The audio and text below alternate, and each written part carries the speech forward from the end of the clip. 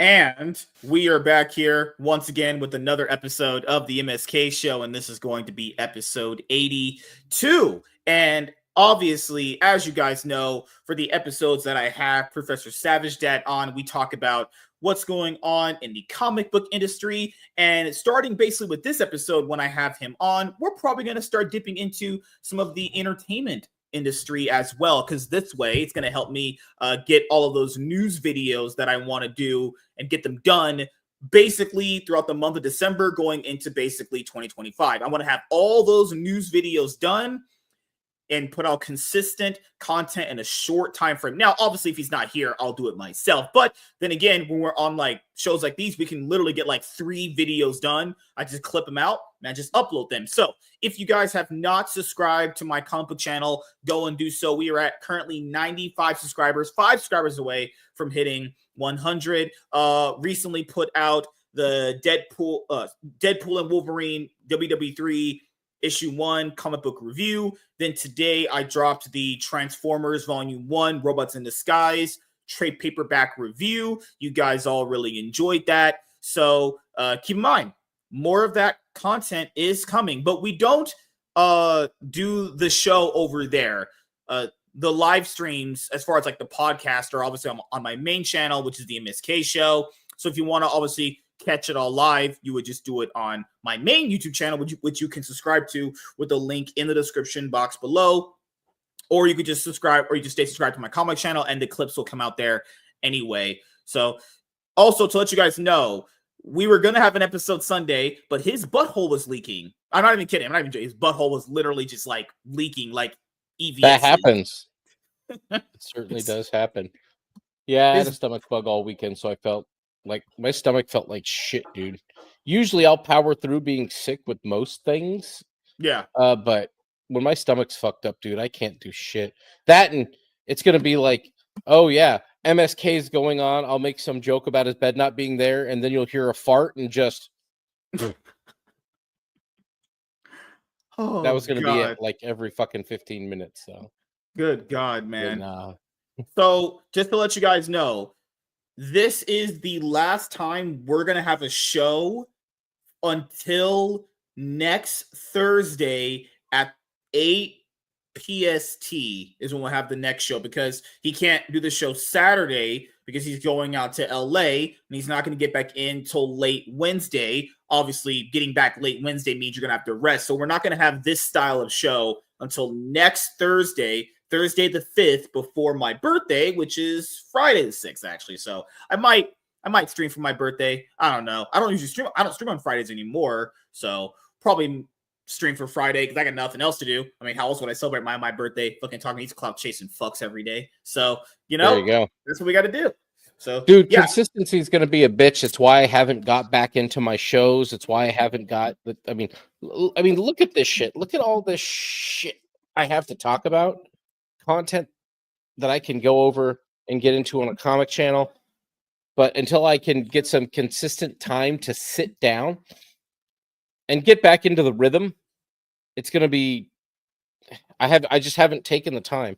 I'm going to be doing a little bit of an exercise the month of December to get me in the rhythm again.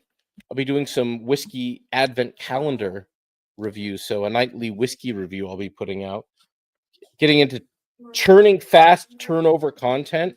And then I think I'm going to start doing that for individual books where I film a 15 minutes and then get in and edit shit together, throw crap in, probably cut the whole thing to 10 or 15 minutes and dump those. It's a muscle I worked out last year that actually helped for a while, but then life blew up over the summer. My whole content creation thing went to shit, but we'll get back to it.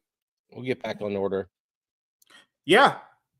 Oh, he wanted to bring this up before we go into any topics here, because there's 3 topics like we normally have. I think there was a few nights we started out with 2, but I was like, you know what? If we're going to get this stuff done, we got to start just pumping out at least 3. Give me 1 second, guys. I'm still kind of deciding on that second topic that you guys see on the screen. So if you guys are watching this on the replay, you'll have seen what we talked about anyway. Because currently there's going to be some rummaging going on for DC and Marvel, but I feel like it's just best to go over the price increases for comic books because that's going to be very, very important. Actually, we'll just save that. Dude, that's huge. Save that for Thursday. We'll just save this next big one for Thursday because the price increase is huge because that's stuff I got to talk about because as you guys know, for me, I'm not saying I live paycheck to paycheck. I haven't been buying. I still buy a lot of comics, but this week's pull list I'm buying when I get paid this week. That's this week's pull list. And then, no, wait a minute. Hold on. Scratch that. I'm buying last week's pull list when I get paid this Friday. And then I got to buy this week's pull list as I get paid on Friday. I'm not generally going to get as many trades through my comic shop because the shipping added clause to it. So it's also better for me and cheaper if I just buy the trades through like Amazon or eBay. It's just way cheaper. So when I do my comic book hauls, you won't see as many trades on there unless they've marked that trade down to like half of MSRP, which is fine. So, but don't worry, I love mycomicshop.com. It's the place that I shop for all my newest titles, but most trades you guys will see me just go through Amazon. Sebastian wanted to talk about this stuff first before we go into League of Comics Geek. So I know you guys, I'll probably do a solo video on this as well. This was honestly one of the best ideas DC did in the last decade, and I praise them. I even praised them for the compact comics idea, which I initially didn't like, but it panned out very well. And then I love their new Epic Collection Finest line, even though it's not in order with some of the characters. It's fine.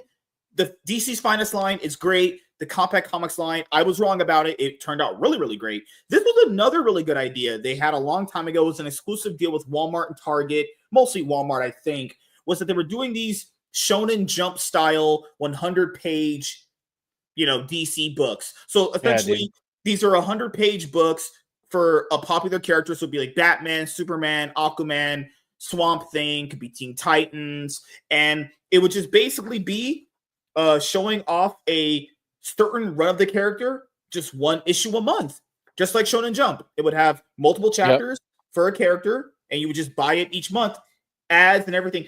I have no idea why they stopped this. Why did this end? And keep in mind, people, because we're going to talk about comic prices here in a moment for the second topic. Guess how much money this guy's was? Guess how much money this was? This was only $10. This was the manga price. Dude, wasn't even that? Comics. No, bro. It was cheaper than that. It was? Look at that. No, fuck yeah, dude. Look at that. Look, let me get it down. Right. This is $5.99. $4.99, bro. Barely shit at all. No, the fact that they abandoned this was ridiculous for a number of reasons. The one thing, and I said this last time we talked, the only way that I think that they're really making money, and I think that there's a lot of inflation of DC and Marvel's funding through crap like this. This is stuff they don't pay for. There's no page rate on this.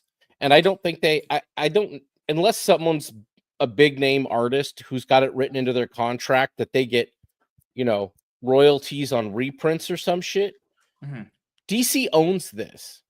This doesn't cost them anything, but unless they're splitting it down the line with Walmart. Yeah. It's just, that's all you got to do. I doubt it was any different with Walmart. I think Walmart was just like, oh yeah, cool, sell it. And they sold.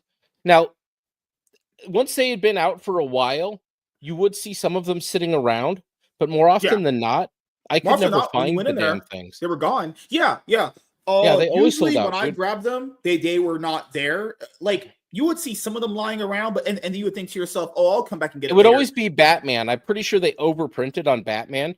But did. Like this, I almost wonder if this might be worth some money, dude. This holiday one had to have been a pretty rare one to come by. They even had this one too. It was called a showcase. They had these for Superman. They had these for Wonder Woman. Guess what this would do, guys? Just like a Shonen Jump, right there as you see. So it does Batman Rebirth, Wonder Woman #1, Batman and Robin number 30, Batman issue 13. So, and this is literally under $10. This one retailed for $9.98.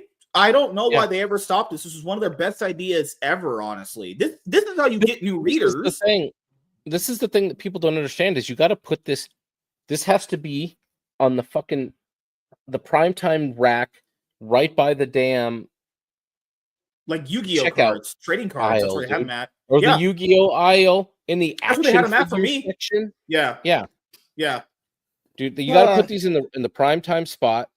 But again, this is all reprinted stuff, and I know you're thirsty Wednesday denizen fanboy that needs everything that just came out, and that's all they can read. May not be interested in it, but like for guys like me, dude, this is lost art. This is gold. And what was great about this is Christmas stories that span decades Uh-huh. and generations of creators. Like oh, let's see, who did this one? Was this the Superman one? This was such a great, like, very Christmassy thing here. Oh my god, it's got an ad for Brian Michael Bendis and Jim Lee's Superman in it. Yep. Remember, the whole Bendis is Ugh. coming. That artwork by Jim Lee when Superman's doing that pose where he's smiling, that is a great piece of artwork. Advertising a terrible, terrible writer. What a horrible waste of Jim Lee's art. Oh my goodness. It was a horrible waste of everyone's time getting Brian Michael Bendis left Marvel. It's because everyone was because done he was with him not at good. Marvel. He was Yeah, this is from the Dan Jurgens yeah. and Jack Busey era. Look at that. That's fantastic, bro. In a Superman book. Find that today, people. Show me that. Show me that that's even in there. The topics that we're gonna have, the topics we're gonna have for the Thursday show next week on the 5th, Dan Slott is gonna come back. He's gonna come back and write comic books. He's gonna be on Superman. Yeah, that's gonna be a banger. That's just gonna be a straight fire banger. Guys, the topics for next week's show are gonna be even more fire than these. Oh my god, God. See, like I was saying, this is what I think actually really makes money.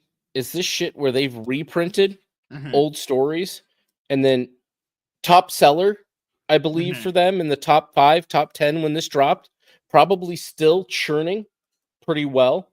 Very high print runs. I bet you. But like, dude, there's so much. This is the thing. Why do I need to go to the comic book shop and pick up anything off the new rack? Here's bangers from the olden days. It's the holiday season. Punisher Christmas stories were fantastic, dude. I should do a video on them. Like, I think they were very underrated, but they end up being such really kind of great, even kind of heartwarming stories that you didn't expect to read with the Punisher. Like, I enjoyed the shit out of them. They're always good. But yeah, Lost Art Form, a good Christmas story this time of year. Just a Christmas one shot, even. Can you bring up that one you were talking about, dude? I wanted to see that. Oh, the Christmas special. Oh, so yeah, the Trinity DC one. Yeah, DC did they advertised it as Batman, but it had all of them in there actually. Yeah, it always. They did it last year. Batman just sells. A Batman Santa Claus trade paperback, which drops this week. I gotta get it right now. I'm buying it when I get paid this week because I didn't know there was. Is this like a collection of like Batman? No, Christmas it was a new series that they did last holiday season. Give me one. Oh, okay. What the freak? Why is it not on my thing? New comic. No, I don't want a mini comic. What the fuck? I gotta go through my wish list and a free mini comic. No. The Marvel vs. Capcom collection, they released a mini comic. A mini one. Oh, really?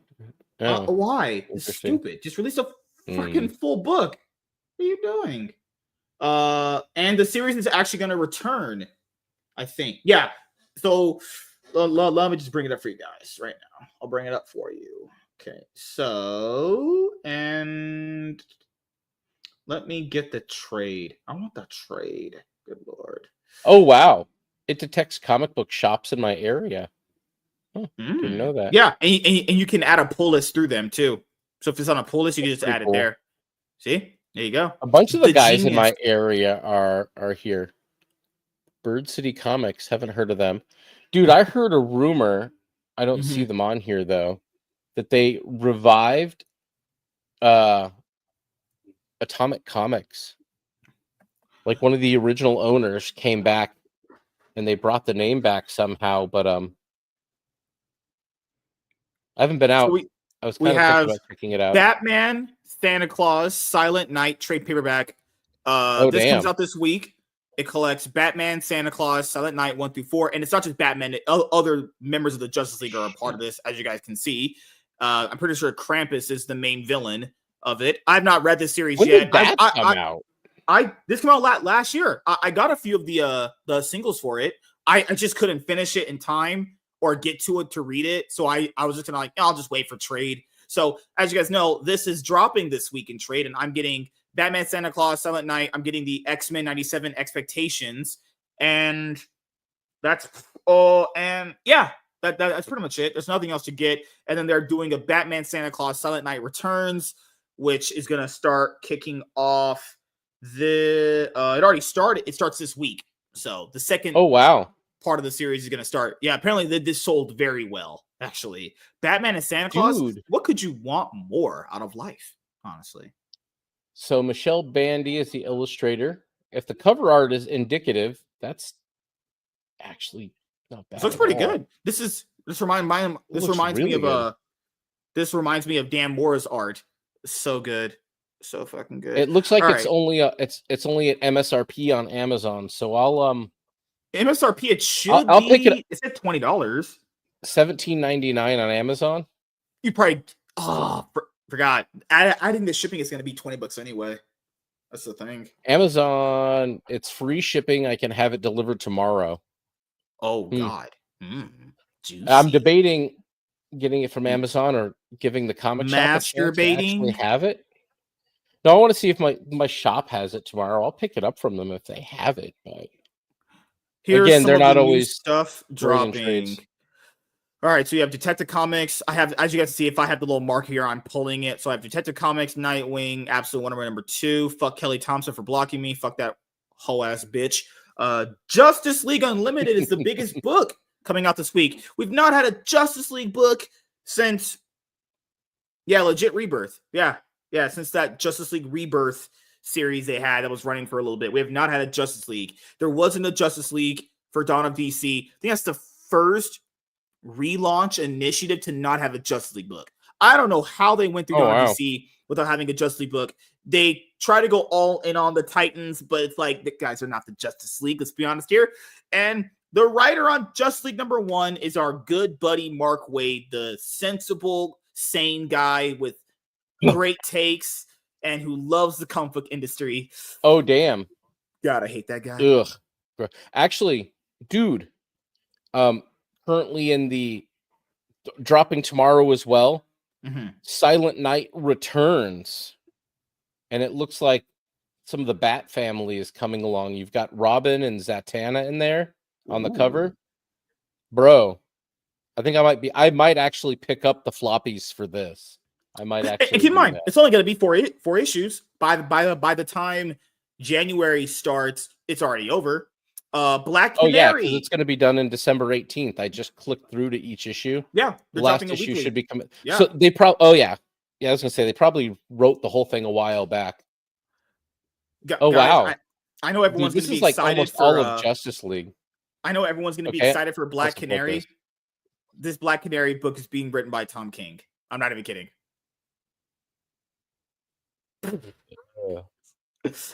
I know a lot of people are going to be excited.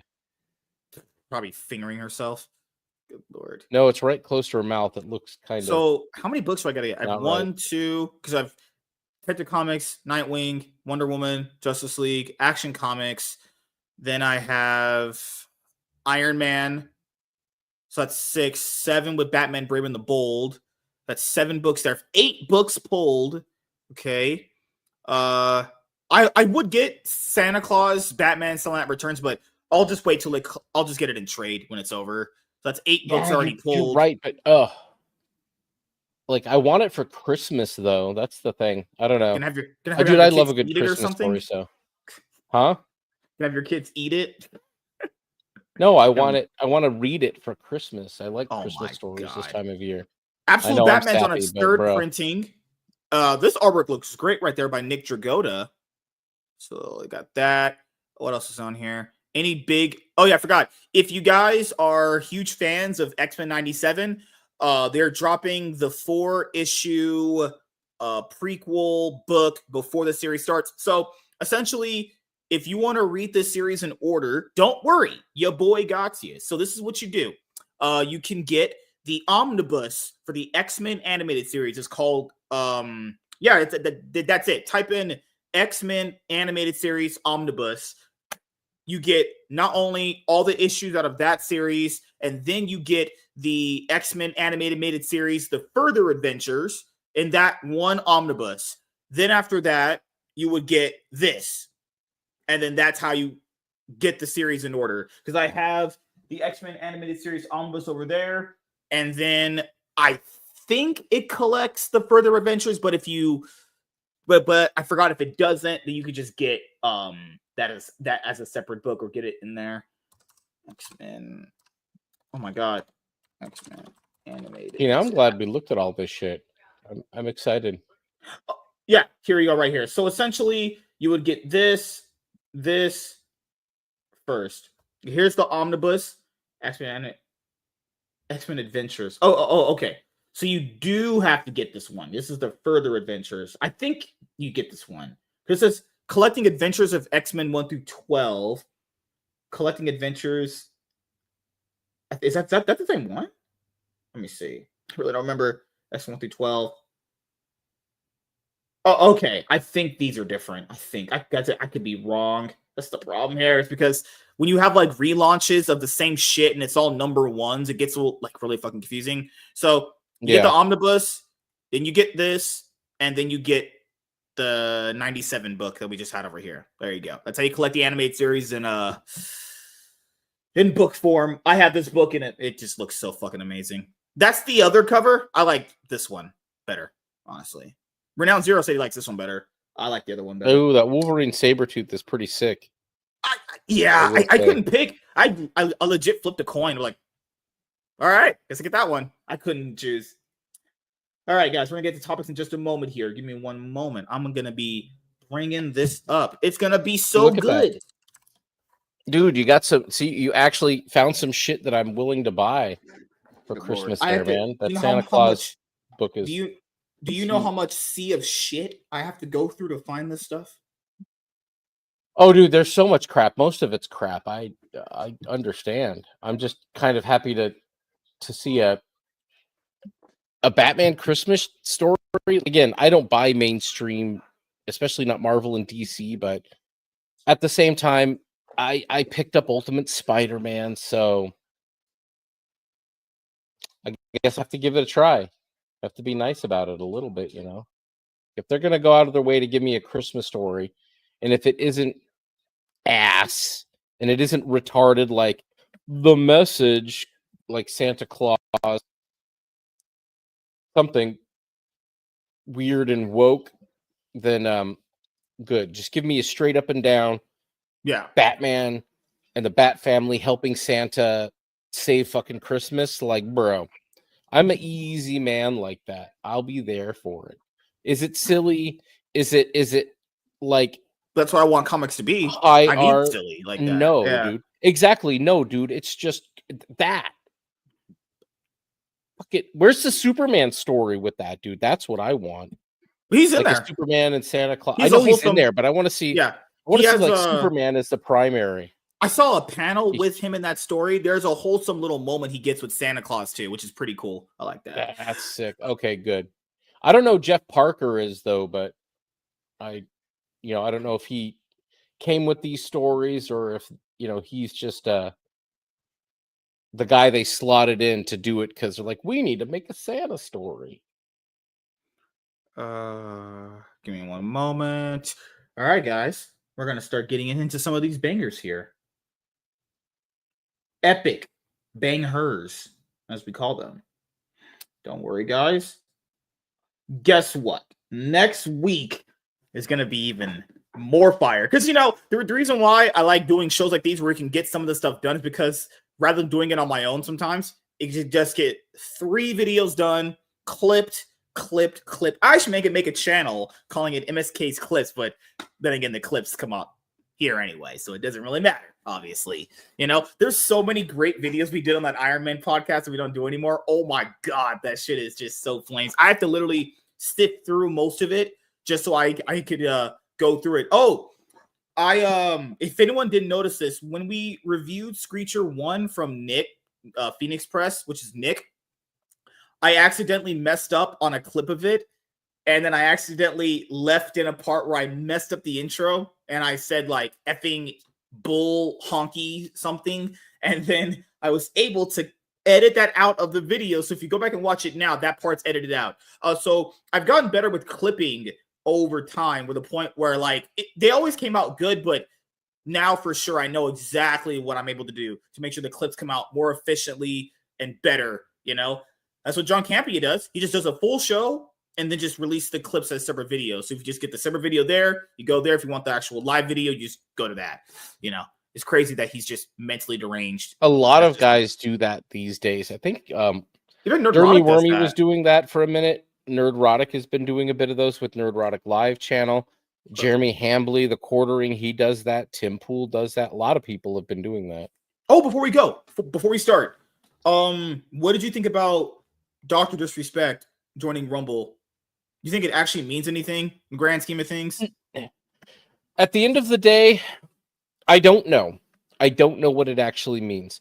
I mean, I know why he got canceled. The guy, let's be fair, Doc facilitated his own cancelization.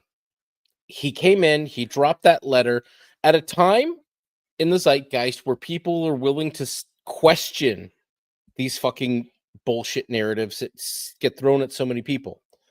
Doc came out, he made that post and completely like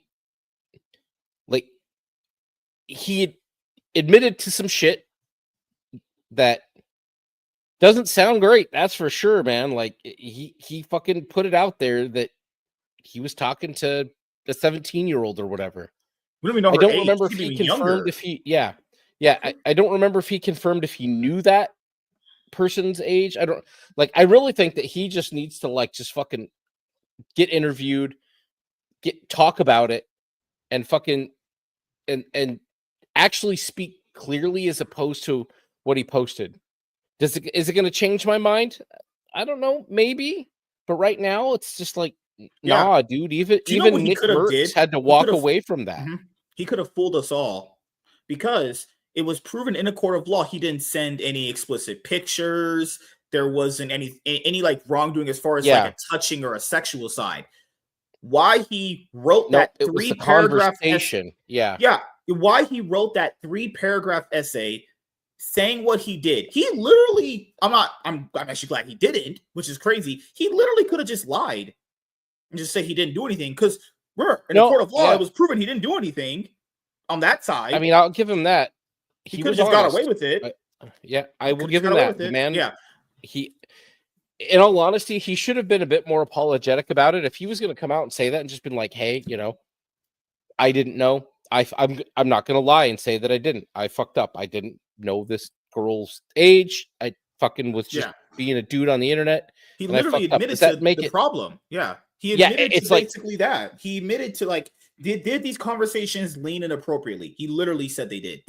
So that doesn't really technically make him a pedophile. He didn't touch her, but that makes you creepy. That does make you creepy. Well, there's a lot of them that don't touch, that still think a lot that way. Dude, I don't know, man. I don't know. I think he fucked himself. And is it going to make a difference for Rumble? Maybe. So all of the shit he did aside, like, am I going to watch his content? It's not for me. I didn't watch it in the first place, so I don't care. Does he understand the market? I think so. Like, given that he's going to be in an advisory role and he's got the ability to say, this is what you should be doing, he might be able to make positive changes to things there. I mean, it's kind of like what happened with, what was his name at Pixar, that he was kind of huggy and then they got rid of him. Like the guy who basically created all of, John Lasseter. And what happened? John Lasseter went off and he got fired from Pixar. Pixar literally cascaded down into a shithole. And that, not to say, again, John Lasseter's thing didn't involve fucking teenage girls. John Lasseter was about to be Me Too'd, trying to be Me Too'd. Nothing really worked out great. Like, he hugged somebody and they didn't like it. Was basically, I think, what John Lasseter boiled down to. He ended up at a whole other studio working on their stuff. He landed. He's doing work. He's more behind the scenes than before. And you know what? Maybe if that's what Doc is going to do, if he's going to be more advisory, maybe not launch a new stream yet, and give Rumble advice on like where they're not meeting the need of gamers and game streamers, then yeah, I think that could be a real positive for Rumble. Somebody with real experience and real success in the game streaming industry advising them, saying, this is what you should do. From that standpoint, I think the Doc thing is kind of a success. I mean, that's why they brought him in as kind of a partner, like a co-owner almost, like he's getting equity shares. So he's invested in this. So I think that he has the knowledge of the market, the industry, and all of that to make changes that would be useful for other streamers. Now, him showing up and streaming on Rumble, I honestly think that that's the least effective thing that's going to happen there. But a lot of people I know, like D-Day Cobra, is very, he has his opinion about it. He's pissed about it. But I think the forest through the trees that he's missing is that if Doc's advisement is the main thing that Rumble is really getting after there, that I think is a good idea. I don't like, at that point you're using the guy kind of like a tool to build your game streaming platform. Him being on the platform, well, they will platform pretty much anybody. That's their thing. Rumble doesn't censor. You want to watch Doc, go ahead. I'm not interested. But if he's working on the aspects of how game streaming works on Rumble, then that's the real thing that matters. That's the real thing that will change things for every other game streamer out there. Doc showing up to do a game stream of his own. Yeah. Never been my content, but I appreciate seeing somebody there who understands the platform, who might actually make changes that are useful for the way it works. Yeah. And because another problem, dude, is if they're just giving him this big contract because because apparently allegedly it has like a lot of equity in it. He's gonna be like a super advisory role on like their gaming division or whatever. That's the thing, man. That's the only thing you really need him for. But why go through all of that division, all that controversy? They could have just DM'd this guy privately and asked him all this stuff, or just get him on a StreamYard backroom call. Because he's trying to repair his image and he's been nuked from everywhere and he wants to be seen somewhere. The guy's got an ego, obviously. The guy's was one of the biggest in the game of game streaming. So he doesn't want to fade silently into an advisory role. So they had to put him on as something. And this is the thing. If Doc isn't successful on Rumble, or as successful or nearly as successful, like guys like Steven Crowder left YouTube and basically brought their audience to Rumble and locals, but Steven Crowder still had a pretty positive image. I mean, he's got a lot of controversy, but he's a political guy. He had that divorce controversy he's still going through. That one was huge. No, Good that's Lord. Done. Apparently his that the whole divorce is like settled and done with. It's over. Oh, okay. Like, so that all got done. The whole thing. His wife had like hired the lawyer that like screwed over that pitcher from the Dodgers or some shit. Like, good Lord. It looked like it was getting messy.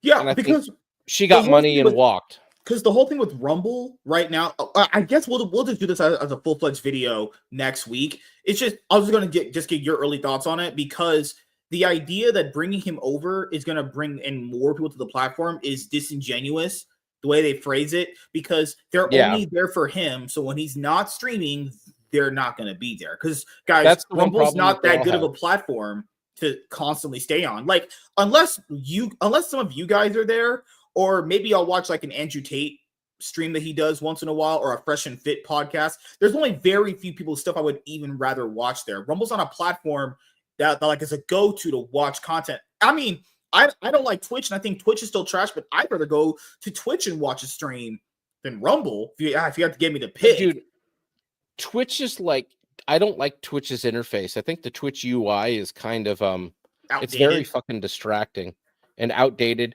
It's like old 90s internet. There's always something fucking flashing around on the fucking screen. No, Yeah. I don't watch shit on Twitch at all. Yeah. Don't care. I have an account there, but I don't deal with it.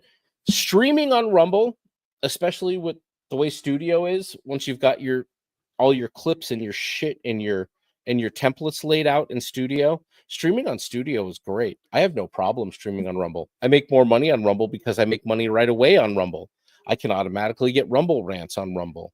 So people who are going to interact with me, I get more interaction on Rumble than YouTube. But I started out there. Yeah.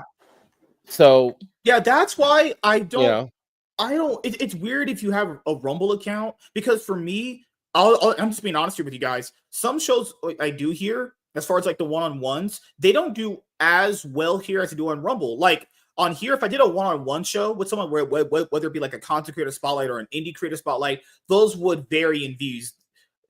Between like 15 to 30 views range. If I do that on Rumble, that same show has like triple the views. So I'm not even kidding. It would have like 70 to 80, right? Or even when we do the Cloud9 podcast, you know how I uploaded all the episodes over there to have it in order. So when I live stream it, it could just go to every place. The newest episode we just did, which we did about a few days ago, had 100 views on Rumble.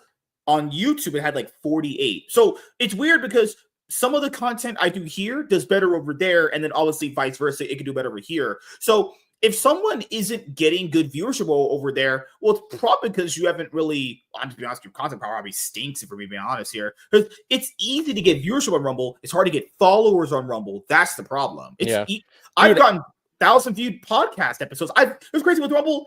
I've never had 1,000 viewed episode in any podcast I've ever done. But I uploaded, it was the Iron Man podcast we did with when Riley got arrested. That one hit 1,000. And a few other ones hit like almost 800, 700. I've never had views like that on any podcast, only when they went to Rumble. So maybe people just like the content that I'm producing, which is fine. You know, if you guys are watching over there, thank you for actually watching over there. It really does mean a lot. But for someone to say like, hey, I'm not getting viewership over there, your content probably just stinks, you know? Because come on, I don't even have a lot of followers over there. I have like almost 430. Dude, I've only got 100 followers. But some of my when I stream, I'll have 15 people watching live, which isn't magic. Watching live? For me, it's like holy shit. Dude, I think they made a mistake moving away from the matte paper and shrinking the format of Rippaverse. I don't know, changed my mind. Ripazine? A Ripazine. Yeah. Oh, I reviewed that. Yeah, and I had the second one. The first one is thicker. It feels more fluffy. That one feels a lot more thin and compact. I think this is less, and they used gloss paper in this. If you're gonna do a magazine, bro, nah. Give me that stack of content and matte paper, dude. Matte paper is fine. Matte finish is fine. I love it. Dude, more like seriously, like we're gonna talk about the cost of comic books and shit, dude. Stop giving me gloss fucking paper. I don't need it. Jesus. Good Lord. Right there. All right. Let's have some fun. Yeah, the Ripazine number 2. So as you guys know, we did review Gooding to Polymath. I have to review the Ripazine number 2 next. And then after that, I can review the Horseman. I think I got the Horseman in today. So I'll have Did you get it? On my next haul. Yeah, I got it. I read Phenomenova. I'm going to read it again before we do our review. Yeah. My book from John is shipping out with my glass on Friday. I can't wait to get that book from John. I thought we're supposed to wait 4 years for books. What the fuck? Crazy. Yeah, right? Dude, look at all these creators. Like, bro, even Joseph or Bat Sauce's book, I ordered it and it showed up. Look at that right there. It's already on Amazon, dude. He already has There's a book out? You could just go buy it. Yeah. Yeah, Bat Sauce has got a book. It's a book. But it was, dude, it's that thing- $7. I don't I'll read it. read. I don't read. Oh, bro, you should read. God, you think I read dude, novels? I do. That's I think you crazy. can. For $7, dude, I think that's a really good price point for what is probably kind of, I'm guessing, in the young adult sphere of thickness, like just shy of 300 pages. That's Fat Sauce's Did you book. ever get John A. Douglas's novel, The Black Crown Adventures? Black Crown Adventures. Yeah. Do you know John A. Douglas? I don't think I know John Douglas or That's John crazy. A. Douglas. You guys are both white. I thought you guys would know each other. Damn it. Yeah, we all know each other. You know what it was, bro? I missed the last mayonnaise meeting and totally fucked it up. He's like, what are we putting in mayonnaise this week to fuck with every other culture? I personally was going to suggest Korean food. Apparently it's already there. So, you know. Horseman. Yeah. So what's the next? So we're probably going to end up, because I know a lot of people like the book reviews, so they're probably going to expect one very soon. Which book are we going to review next? Dude, if we can be concise. Ripazine number 2. I've got Ripazine 2.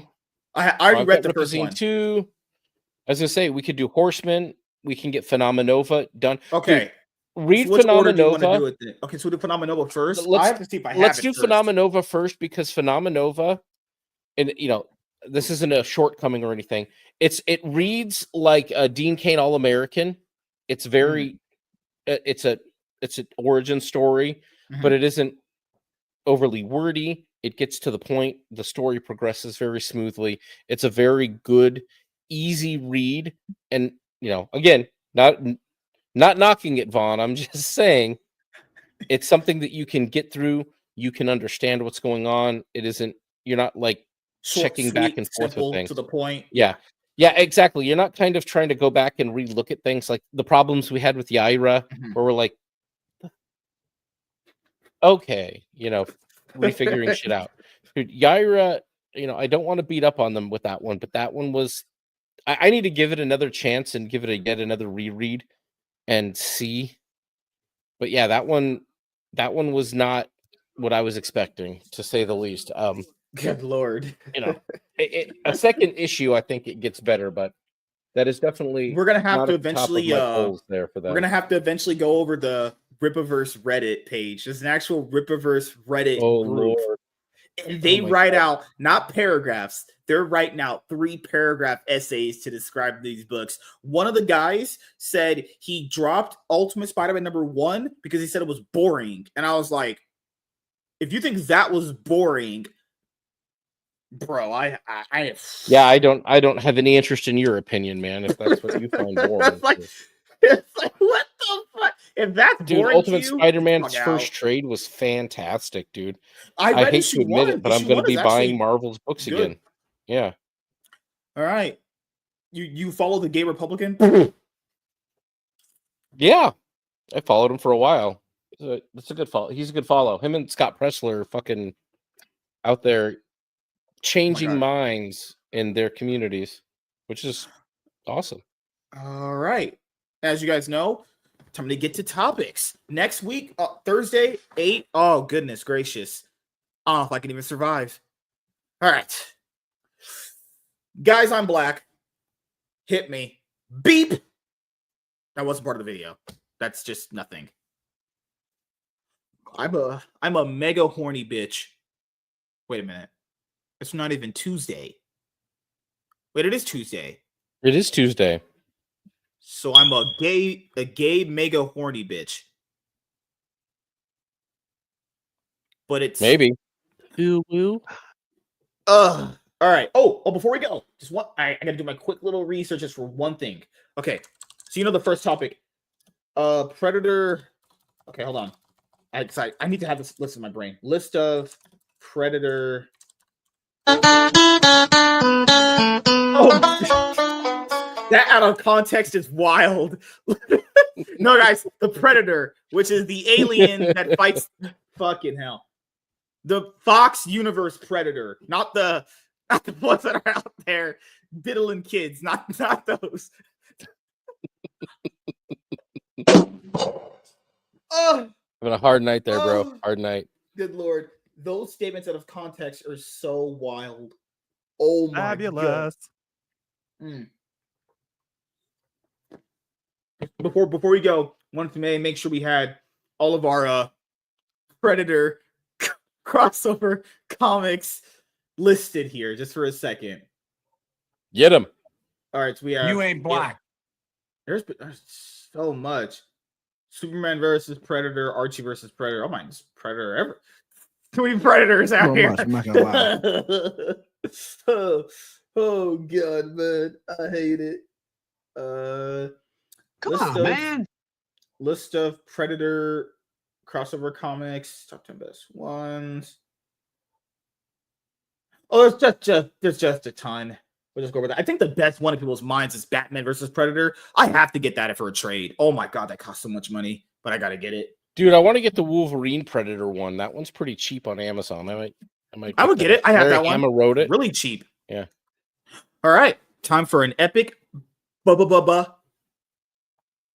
Wow. No, it must be banger. Oh my god. I set this guy up for a dunk, and he said butt sauce. Oh man. Nope. Nope. Nope. Wrong one. Oh shit. And keep in mind, guys, if you're watching this live, any of the topics, they'll be clipped out and released on the comic channel or the main one, depending on what we cover. So, hey everyone, I am MSK, aka Master Swag King, coming at you guys today with another video. And if you guys are returning viewers or new viewers, then please consider subscribing to the channel if you have not already. Leave a like on this video if you enjoyed it and comment down below. Also, make sure you guys hit the notification bell. That way you guys can get notified on whenever I upload a brand new video. And in today's video, we are going to be talking about Spider-Man versus Predator. This is going to be another crossover comic for Marvel Comics coming up in 2025. So as you guys know, I love The Predator. The first movie with Arnold Schwarzenegger versus the Predator, that was absolutely amazing. And you know, the Predator franchise in terms of like movies, I didn't really like Predator 2 all that much actually. I thought Predators with Topher Grace was actually one of the best ones in the universe. The setting, the characters, the feel, everything. I absolutely love that third Predator movie, actually. The Predator, which came out in 2018, was just absolute stifling, worthless shit. I haven't seen Prey yet.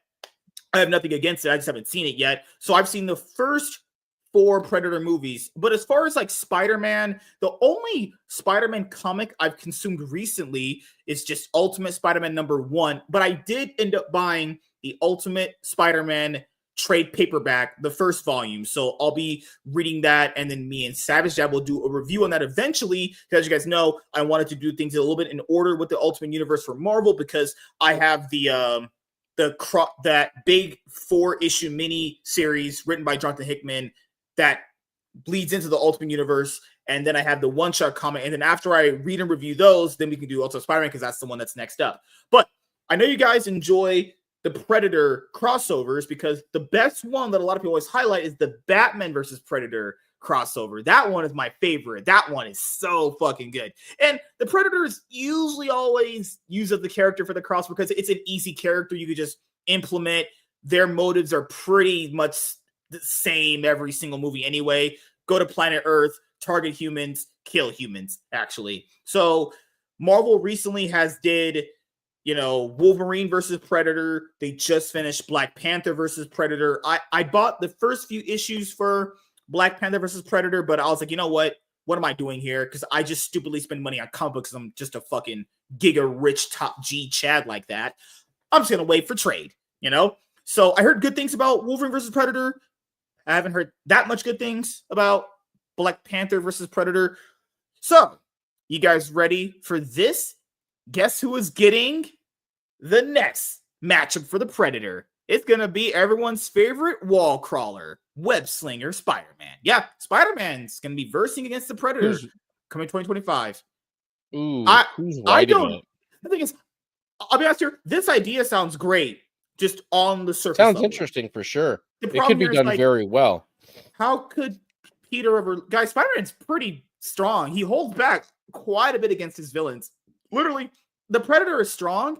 Guys, if Peter just punches them as hard as he can, he kills them like quite instantly. But then again, he obviously isn't like that. And that's the problem with a lot of people. They don't really understand these characters. To even suggest he would do that, you don't understand Spider. He's not going out of his way to just murder people or alien life form.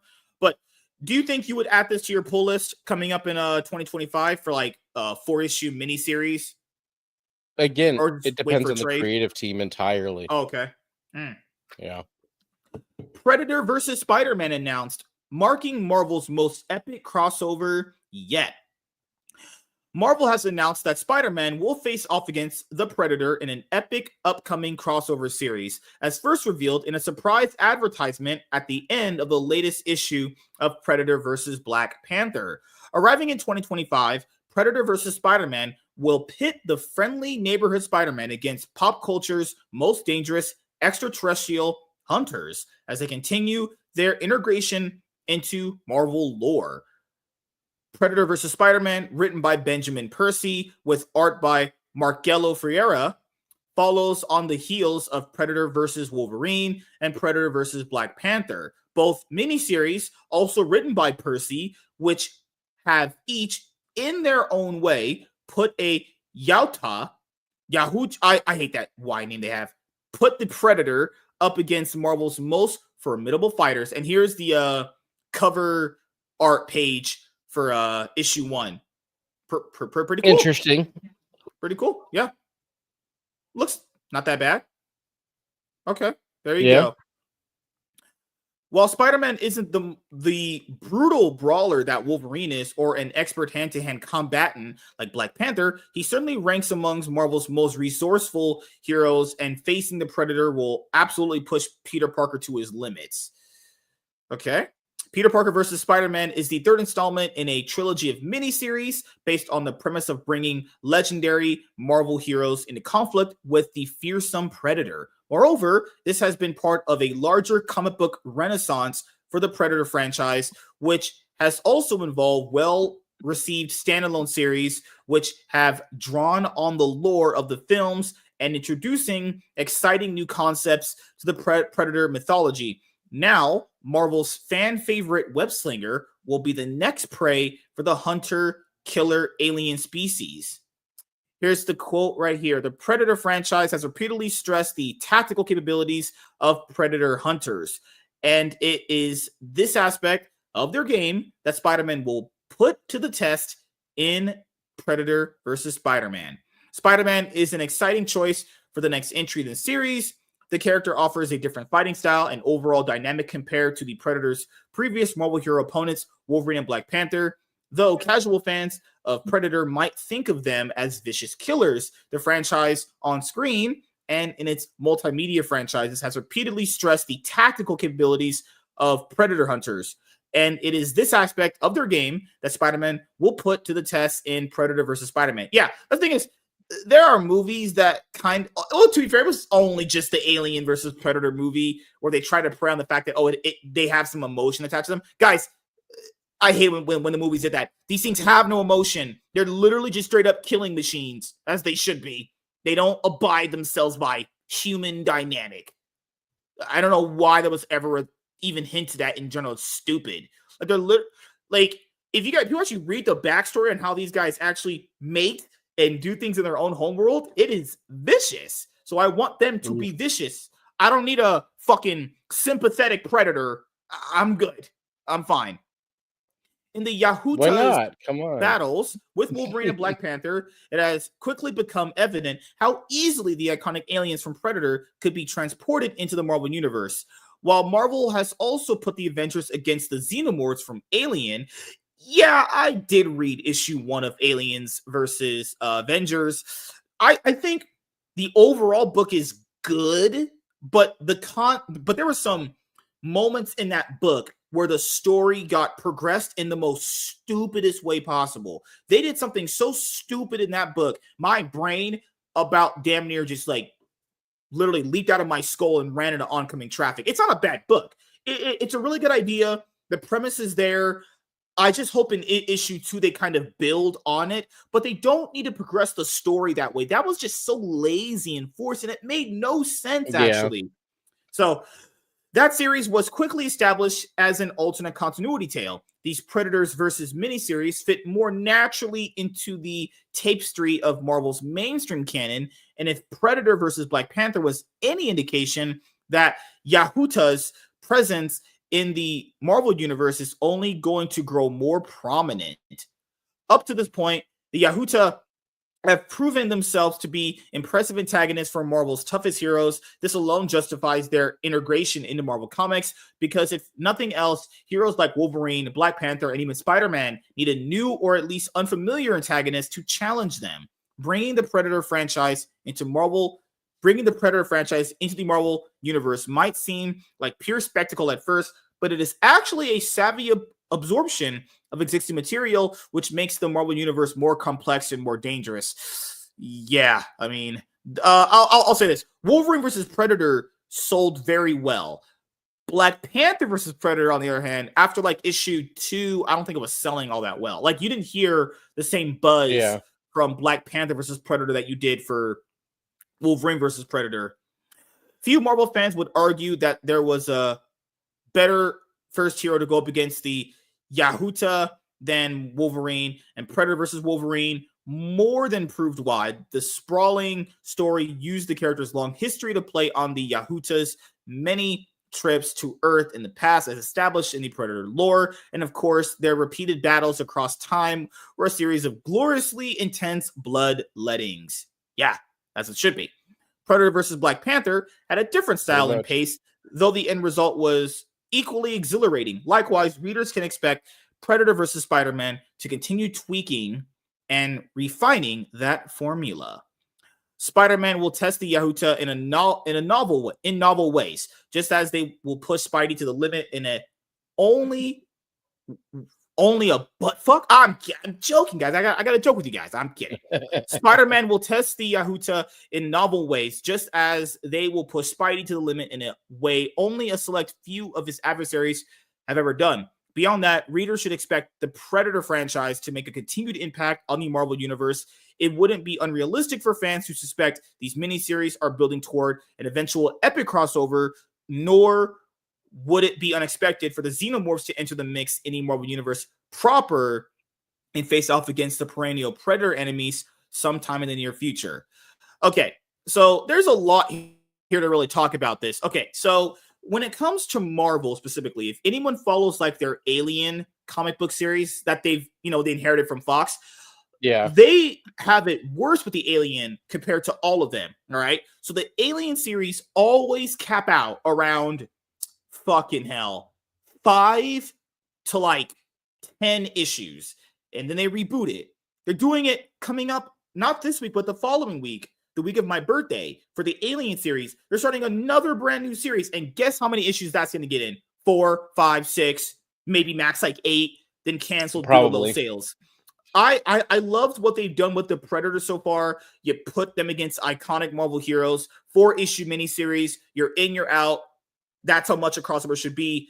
Alien versus Avengers, in my opinion, probably shows the same issue that is the reason why Marvel keeps canceling the Alien books, because the Xenomorphs, as much as I like them, Xenomorphs are just very straightforward, guys. I mean, you kill one of them, acid spits out. They're very tactile fighters. I mean, I'm not shitting on the Alien, but you can do a lot more with the Predator based off their motivation, because obviously they're a much more smarter species. That's the reason why Predator has more of an impact on Marvel right now than Alien. I mean, read Aliens versus Avengers and you will see exactly what I'm talking about. And Marvel has the ball and nerve to charge $7.99 for that book. $7.99 for that book. The Predator versus ones are like $3.99, actually. That's not bad. Marvel did a recent new Predator series called it's called Predator Last Hunt. You should get, in order to, you will get the series before that. They've had Predator comics here and there, but that series only lasted like 6 issues, honestly. I think it's just better if the Aliens and Predators just either verse each other or they just verse a Marvel hero, honestly, like Avengers or Spider-Man or something like that. I think just having them stand alone is just stupid. But yeah, man, I'll ask you your closing thoughts on this. Good idea. Spider-Man versus Predator. You like it? I mean, it could be the Ben Percy guy writing it, or did I pronounce his last name wrong? Yeah. Good. His Green Lantern run is arguably overly progressive, so I don't know. It depends on. I mean, it's one of those things. I'll probably wait for reviews, wait for trade, see how it goes. Like the Wolverine and Predator, that was written by Larry fucking Hama, G.I. Joe Larry Hama. Actually, great Wolverine stories, Larry Hama. Like that guy's a legend. So that I'll pick that up. Hell yeah. But if you guys ask me, the best Predator versus or Predator crossover comic is Batman versus Predator. That is the best one. That'll probably. I don't know if I've ever read that, dude. You ever read that? Oh my, it's so good. That is classic comic book fucking storytelling right there. I don't care. You've never read Batman versus Predator, really? No, I don't have it, dude. That's crazy. You know the last Batman versus that I picked up, and this is another classic.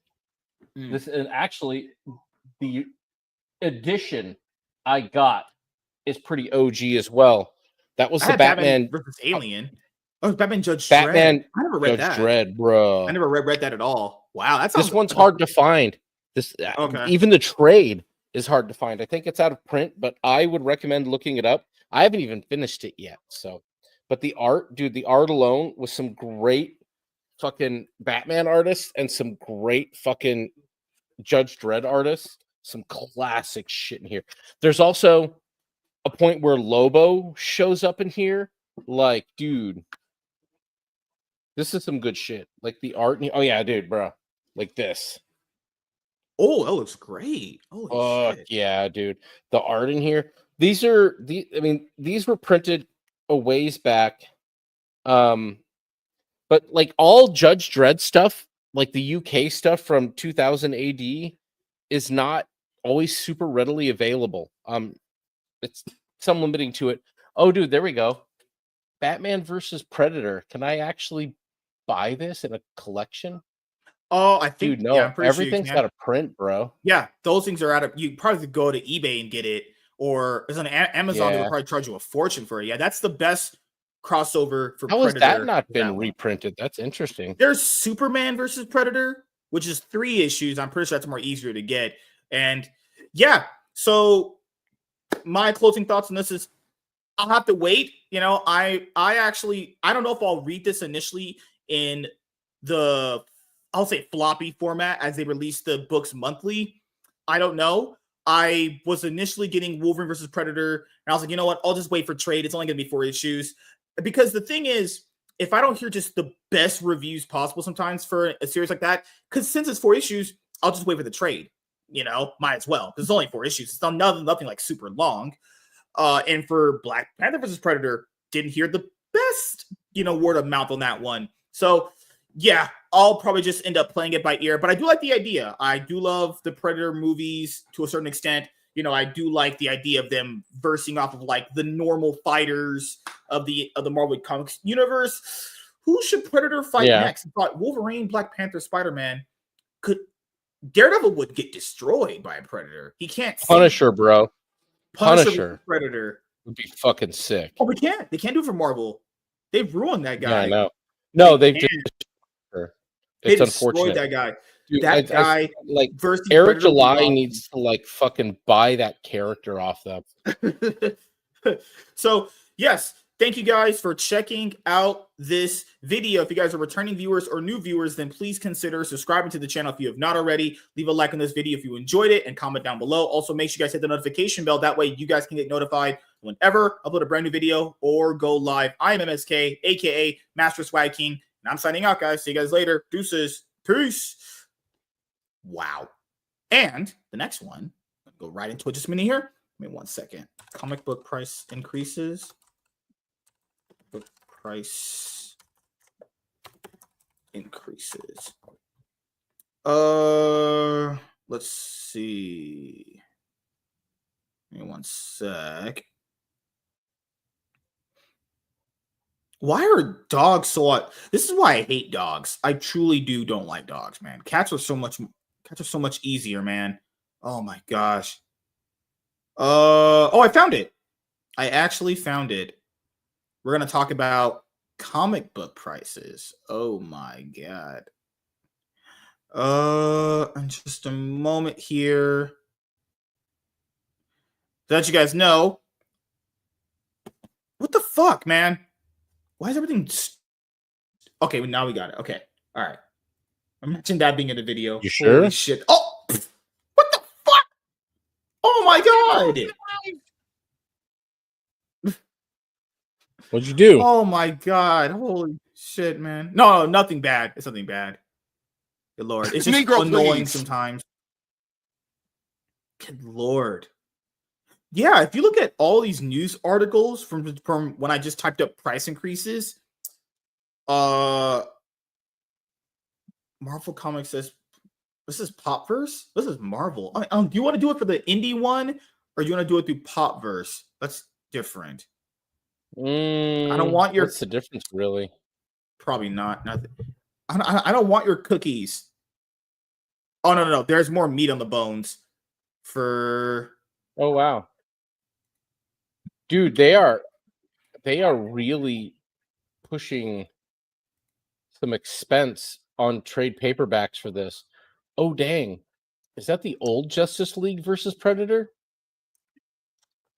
Give me one moment here, Don guys. Ostrander and Graham Nolan. Whoa, that might be worth picking up. I wonder if I ever met Graham, I wonder if he'd sign that for me. I'm on eBay checking out the DC. Check this out, bro. You could afford this. That one, I'm gonna Give me one put moment. that on my watch list. Like I might actually. Is there so many $11.99. JLA versus Predator? Ooh, I love that classic. Look at that, Dude. Graham Nolan too drew that. Oh So, my god, that looks so good. That cover is. Ooh, that would you cover is actually so read good. that? Me, Maybe. read black guy? You're crazy. Oh no, my son is into Transformers Hearts of Steel Evolutions trade paperback. Dude, hella hard to find, man. That's like $55. Still though, interesting story. Chuck Dixon actually wrote that. That's why I was like, all right, I might spend the money on that. Can you hear that dog Chuck outside? Dixon classic. Your dog or my dog? No, this dog guy. That's me. My side. Nope. Okay, good. Because I would go outside and throw a rock at that thing if I could. No, the only It thing I barks at hear on your everyone side there. is the distinct lack of a bed. Ugh, that's it. I lost me now. See, there you go. I have a bed.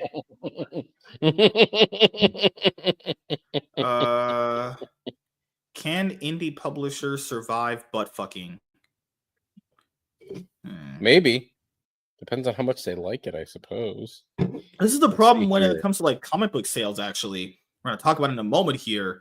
It's really hard because everything's already priced enough as it is. Any price increase they do will, at the end of the day, will be detrimental. They'll sell it as a thing they have to do, but really what they should do is save money on your fucking paper. I don't need the fucking gloss coat, man. I've been saying this for so long, dude. Yeah, that's cheaper the thing, man. Paper. They're gonna fucking build this as a good thing. Oh, we have to. It's for the. No, it's not. Shut up. Fuck, I hate when companies do that. When they fucking paper, make things, put the book out. Yeah, like, don't spend money on all these extra fucking covers that I don't need. Like all these variant covers. They're paying how many artists they charge on some of these various covers. Like, imagine all these artists they pay for all these variant covers. Absolutely, just utterly disgusting. Honestly, there we go. All right, now $30. Oh shh! Batman Predator was written by dude. Back in the day, crossovers had like real creatives behind it, like good creatives.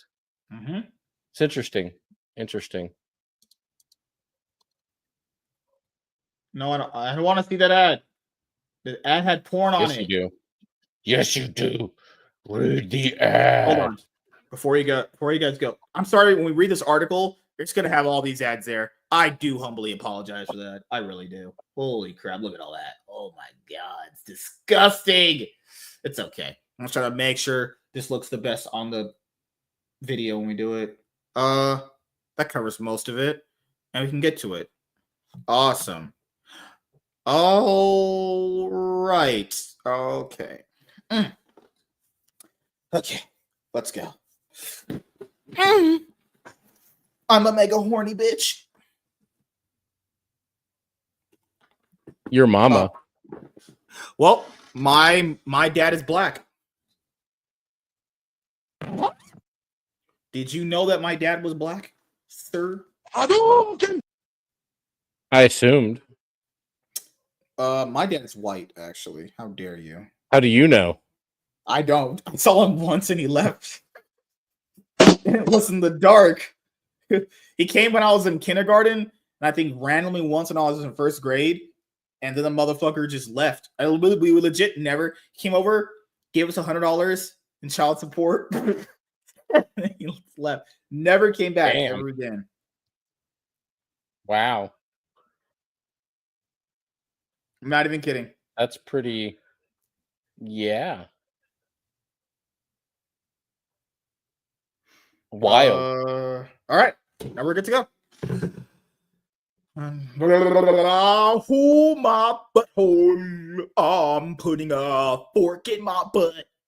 There's a snake in my butthole. Probably. But I'm kidding, guys. I have to entertain you guys. You like it that way. I gotta be the entertainer. I gotta be the entertainer. The interwiener? The interwieners in my butthole. Okay, I'm joking. I'm kidding, guys. Okay, we'll be serial here. You can't be kidding. I can't be.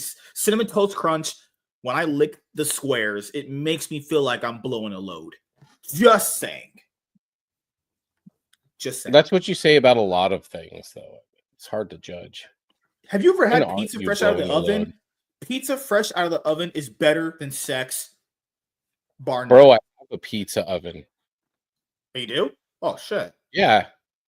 They make those? Mini pizza oven. Yes. I have it out back. It burns with gas and wood. That sounds... It's up to like 1,000 degrees. It's right next to my smoker. How do you not die? What the fuck? Dude, I put steaks in it, bro. It's all right. Great idea. Hey, everyone. I am a fucking black guy. Whoo! Caught myself. But cue the beep. It's a little much. I'm not gonna lie. Oh, damn it! Negro, please. It's time for a banger. I'll just do my own fucking catches. I identify. There you go. Do your catchphrases. Get them. I identify as Matt Walsh. Oh God, jeez, man. Matt Walsh did a stupid thing as a tweet. He said, "Well, it's been 6 months. It was time for him to do another one." He said, people that are average people just shouldn't randomly be doing podcasts or whatever." And he said the bottom 30 on Spotify should just be deleted. Then in his own tweet, shamelessly plugged his own podcast. He was like, "Hey, you want a podcast that's good to watch?" What the fucking shit? Oh yeah, God, man. I don't know, dude. It's like he doesn't understand what it is. It's where like this isn't for him. It's a career. It's money. It's fame. It's all of that shit. But for some of us, it's just a Tuesday night, and we wanted to talk about chilling comic books. Yeah, whatever. Yeah. Like he's got a misunderstanding of people's hobbies. Yeah, when I first started doing this is because I initially wanted to just I did it during COVID. Fucking YouTube. I did it during that virus period, but I initially always wanted to do it for League of Legends. I did it first with League of Legends because I liked watching the dive on the LCS YouTube channel, and there was other variations like Summoning Insight is with Monty and Thor. I wanted to do League podcast first, and I have a League podcast now, but I didn't ever want to do this because it was just a saturated market. I always kind of wanted to do this kind of thing. I just never had. Well, as you know, I can't do these alone. I'm not entertaining enough, nor do people give a fuck about what I say.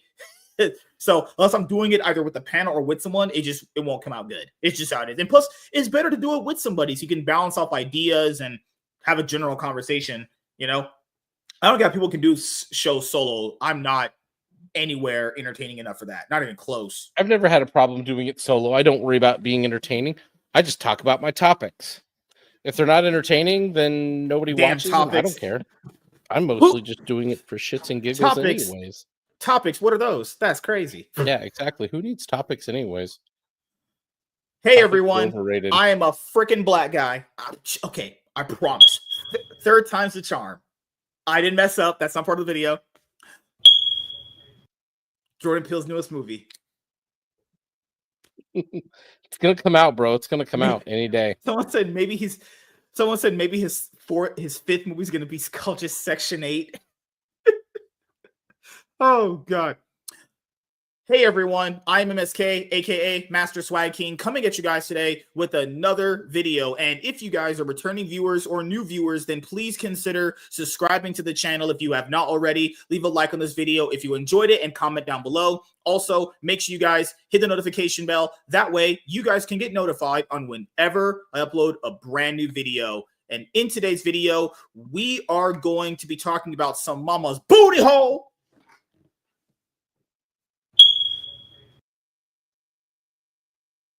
I'm done with life. I hate it. You almost made it, bro. We only get one mess up. I'm working on not messing because when we do these on like when I have to edit these shows on clips, oh my god. I'm cutting out like 5 different mess ups. We only get one of those. One. Open up. The hootie. My mind. Jahoot. I'm a genius and a top G. I've mastered the language of comic books. Okay, I'm kidding, guys. Holy fuck. All right. But I will get to it right now. We're only going to mess up one time. That's it. That's a fucking lie. I hate it, life. I hate it, guys. I hate it so bad here. All right. Serious. Hey everyone, I'm MSK, aka Master Swag King, coming at you guys today with another video. And if you guys are returning viewers or new viewers, then please consider subscribing to the channel if you have not already. Leave a like on this video if you enjoyed it and comment down below. Also, make sure you guys hit the notification bell. That way, you guys can get notified on whenever I upload a brand new video. And in today's video, we are going to be talking about comic book prices increasing. So there has been some recent information that has come out that potentially the comic books that you are buying right now are increasing between $1 to $2. But I know a lot of people are going to go, why is that such a big increase? Well, to the average person, that's gonna definitely not hit home as an idea for this actually having issues going forward. Okay. So explain it like this. As you guys know, for me and Professor Savage Dad, I myself buy a lot of comic books. It's just something that I do in my free time. It's one of my favorite hobbies I have, as you guys know, because I have a YouTube channel just dedicated to comic books and manga, right? So I myself have a pull list. So for anyone that's new to collecting comics or buying books on a weekly basis, what is a pull list? A pull list is essentially a character has a series out, and you just get the books when they come out from your local comic book store, or you buy them online like I have to because I don't have a shop around me, so I just buy my newest titles off of mycomicshop.com, and then I obviously would just, pay for the shipping when everything is totaled up in my order, or if I can't get a issue from them, I'll just go to like eBay and then just buy it there, right? Now, another problem that comes with this is that like if you're a person that is like me and you have like 5-6 different books you're pulling, that $1 to $2 is actually going to add up on each of those books, right? Because there are certain books right now that are priced at like $3.99, $4.99. Oh, it's an oversized issue, $5.99. Now keep in mind that I've seen them at $7.99.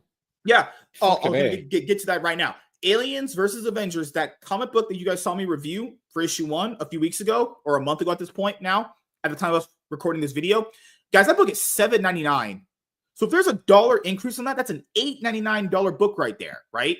There are certain books that are like literally $6.99 in some cases for every single publisher between Marvel, DC, Dark Horse, IDW, Boom, Image, whether you're buying from Dynamite Entertainment or Titan Books, books are going to be increasing, right? Now, like I said before, I just told you about Marvel and DC for characters that I'm pulling. Now, what if I want something from Image? I think Image is going to keep their $2.99 to $3.99. But if you're pulling out books from IDW, which we know they overcharge on their books because they're fucking poor as fuck, they have to overcharge you on their books to make some money, or Dark Horse, or the other publishers, or let's say you're somebody where you're backing an indie comic book creator on like Kickstarter or from my comic or Indiegogo, guys, this is going to add up. If you are factoring in, if you're actually pulling books from like the mainstream, quote unquote. And I don't know if this affects like trades or omnibuses or anything like that, because trades, Dude, I hope generally, not. Yeah, because trades are generally priced at like lowest $9.99 to $20, really, give or take. Like some website you go on, like In Stock Trades, they'll have deals on them. You buy them from like mycomicshop.com. Sometimes they like slash on the MSRP price. So like an example of this would be the Deadpool and Wolverine WWE3 comic book series that we reviewed on the channel, right? So that MSRP, so that book's MSRP, its retail price is around like I think $20, but on mycomicshop.com, because they know that book's not going to sell as well, they'll price it down to like $10.95, right? Plus shipping, right? So it really just does depend. But if you're a person that's pulling a lot of floppies, this might be pretty concerning for you. I'm just going to tell you that right now. And also, when you guys dude, are, that's insane. one more thing before you go over the information here. As you guys know, there's going to be a lot of ads on this website because that's how these websites, they make their money. So if you're watching this, obviously from a visual point of view, and you're not listening to this, I'm a moron, actually. I'm kidding, guys. You know I have to entertain you here. Okay, jokes aside, if you're watching the video visually, this article was on avclub.com, and the ads are here. So if you're listening on mobile device, it's not going to matter. But if you're watching visually, then you're going to see ads here. And I do apologize for that. Can indie comics publishers survive rising prices? As single issues jump from $3.99 to $4.99, smaller publishers are having to get creative with their offerings. So this would go in line of like, Spawn, which is from Image Comics, which is done by Todd McFarlane. He's pretty much set on the $2.99 price point. And keep in mind, guys, I'm not trying to get political for this video. I'm not. I know you guys don't like when I do that. But Joe Biden pretty much ruined the economy, okay? And everything increased. So Donald Trump coming in, obviously, hopefully the prices of inflation go down. So maybe if that happens, maybe the books return back to $3.99 or $2.99. I highly doubt that anyway. For the past 12 years, go ahead. Inflation, like prices never go back down, dude. At $2 a pop, you're talking going from a $6 or from a $4 comic to $6 at regular price. You might as well be nailing the coffin of half the comic book stores still managing to be open in the country shut. Yeah.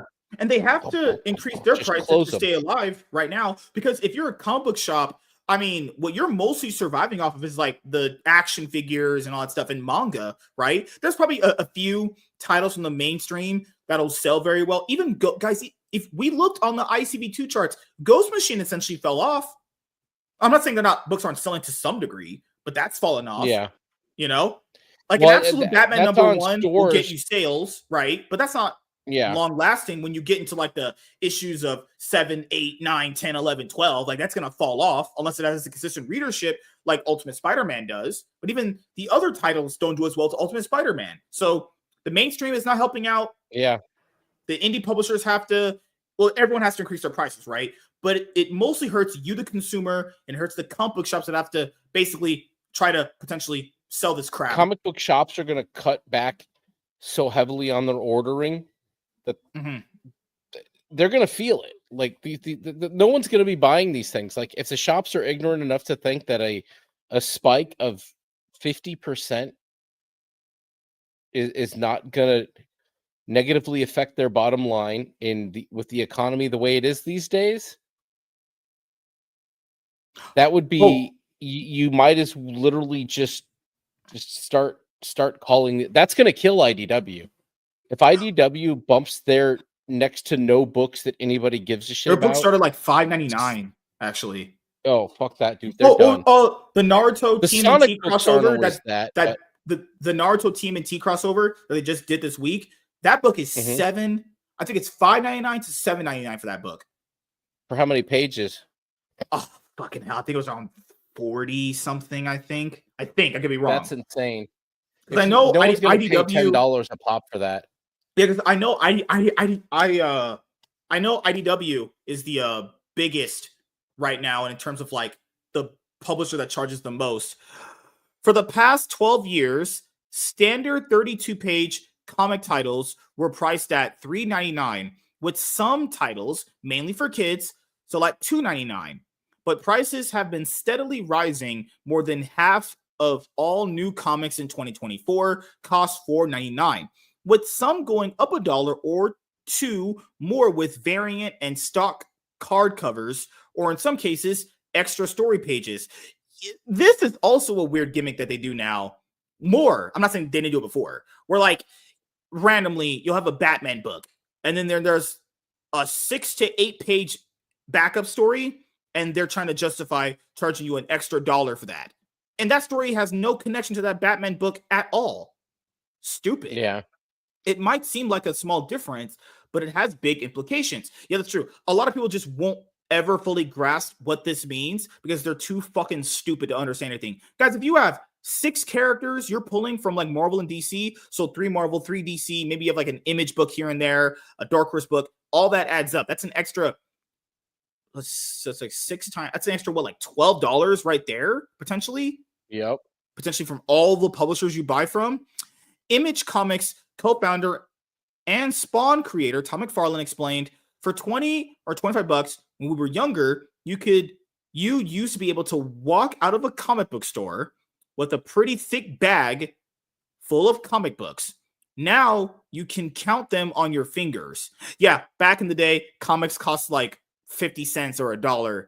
Now they cost $3.99. When I tell older people that comics cost $3.99, they're like, what? I used to buy them for $1. Yeah, it's not been a thing for a very, very long time. McFarlane raises an important point. With inflation hitting people hard, can the comic book market sustain a 25% increase? No. How does this affect the indies? While journeying through New York Comic Con 2024 and after, the AV Club sat down with several comic book publishers, including McFarlane, to discuss this shift. And we're going to get right into it. And this is going to be probably some jarring information for a lot of people. Because remember, guys, prices already have gone up significantly. And they're trying every gimmick under the sun to get you to pay more money for this stuff. There are a few key reasons to the recent industry changes. Cost factors have gone up for everybody, explains Damian Wazel, CEO and publisher at Vault Comics, whose recent series include Deathstalker and Godfather of Hell. He noted that in the 3 years prior to the crush card virus pandemic, the U.S. went through this massive run of paper plant consolidation and shutdowns. Then crush card happened and comic sales skyrocketed in 2021. But nobody could get paper for them, so costs went up. You've got some printers charging close to or more than 100% more than they charged in 2018, not because they have to necessarily, but because that's what they're doing. Then inflation has gone up, so creators need to make more. Yeah, the paper. Oh my God, if you guys hear the horror stories of printers and paper, yeah, that's not. Would make sense. Like, that is fully understandable. That's why you see a lot of the publishers go into the glossy paper format. I mean, if you buy that G.I. Joe compendium that I showed you guys on social media that I bought, that is glossy paper. All that's glossy. The entire thing. Not that I hate glossy paper, but, it's definitely on the cheaper side, right? As a result. Is it? I don't know that the glossy paper is cheaper, dude. I thought it was more expensive. It could. Well, to be fair, right now, you have to look it up and see. As a result, the two comics behemoths, Marvel and DC, raised prices on many of their books to $4.99. Yeah, it's true. I buy them. I would know. A number of indies also followed suit. However, Marvel and DC have the advantage over indies in that they can do considerably larger print runs, which can reduce printing costs. Yes, because they have the best deals with the printer, so they can basically go, hey, I'm going to sell this much, cut me a deal. It's just how that works, guys.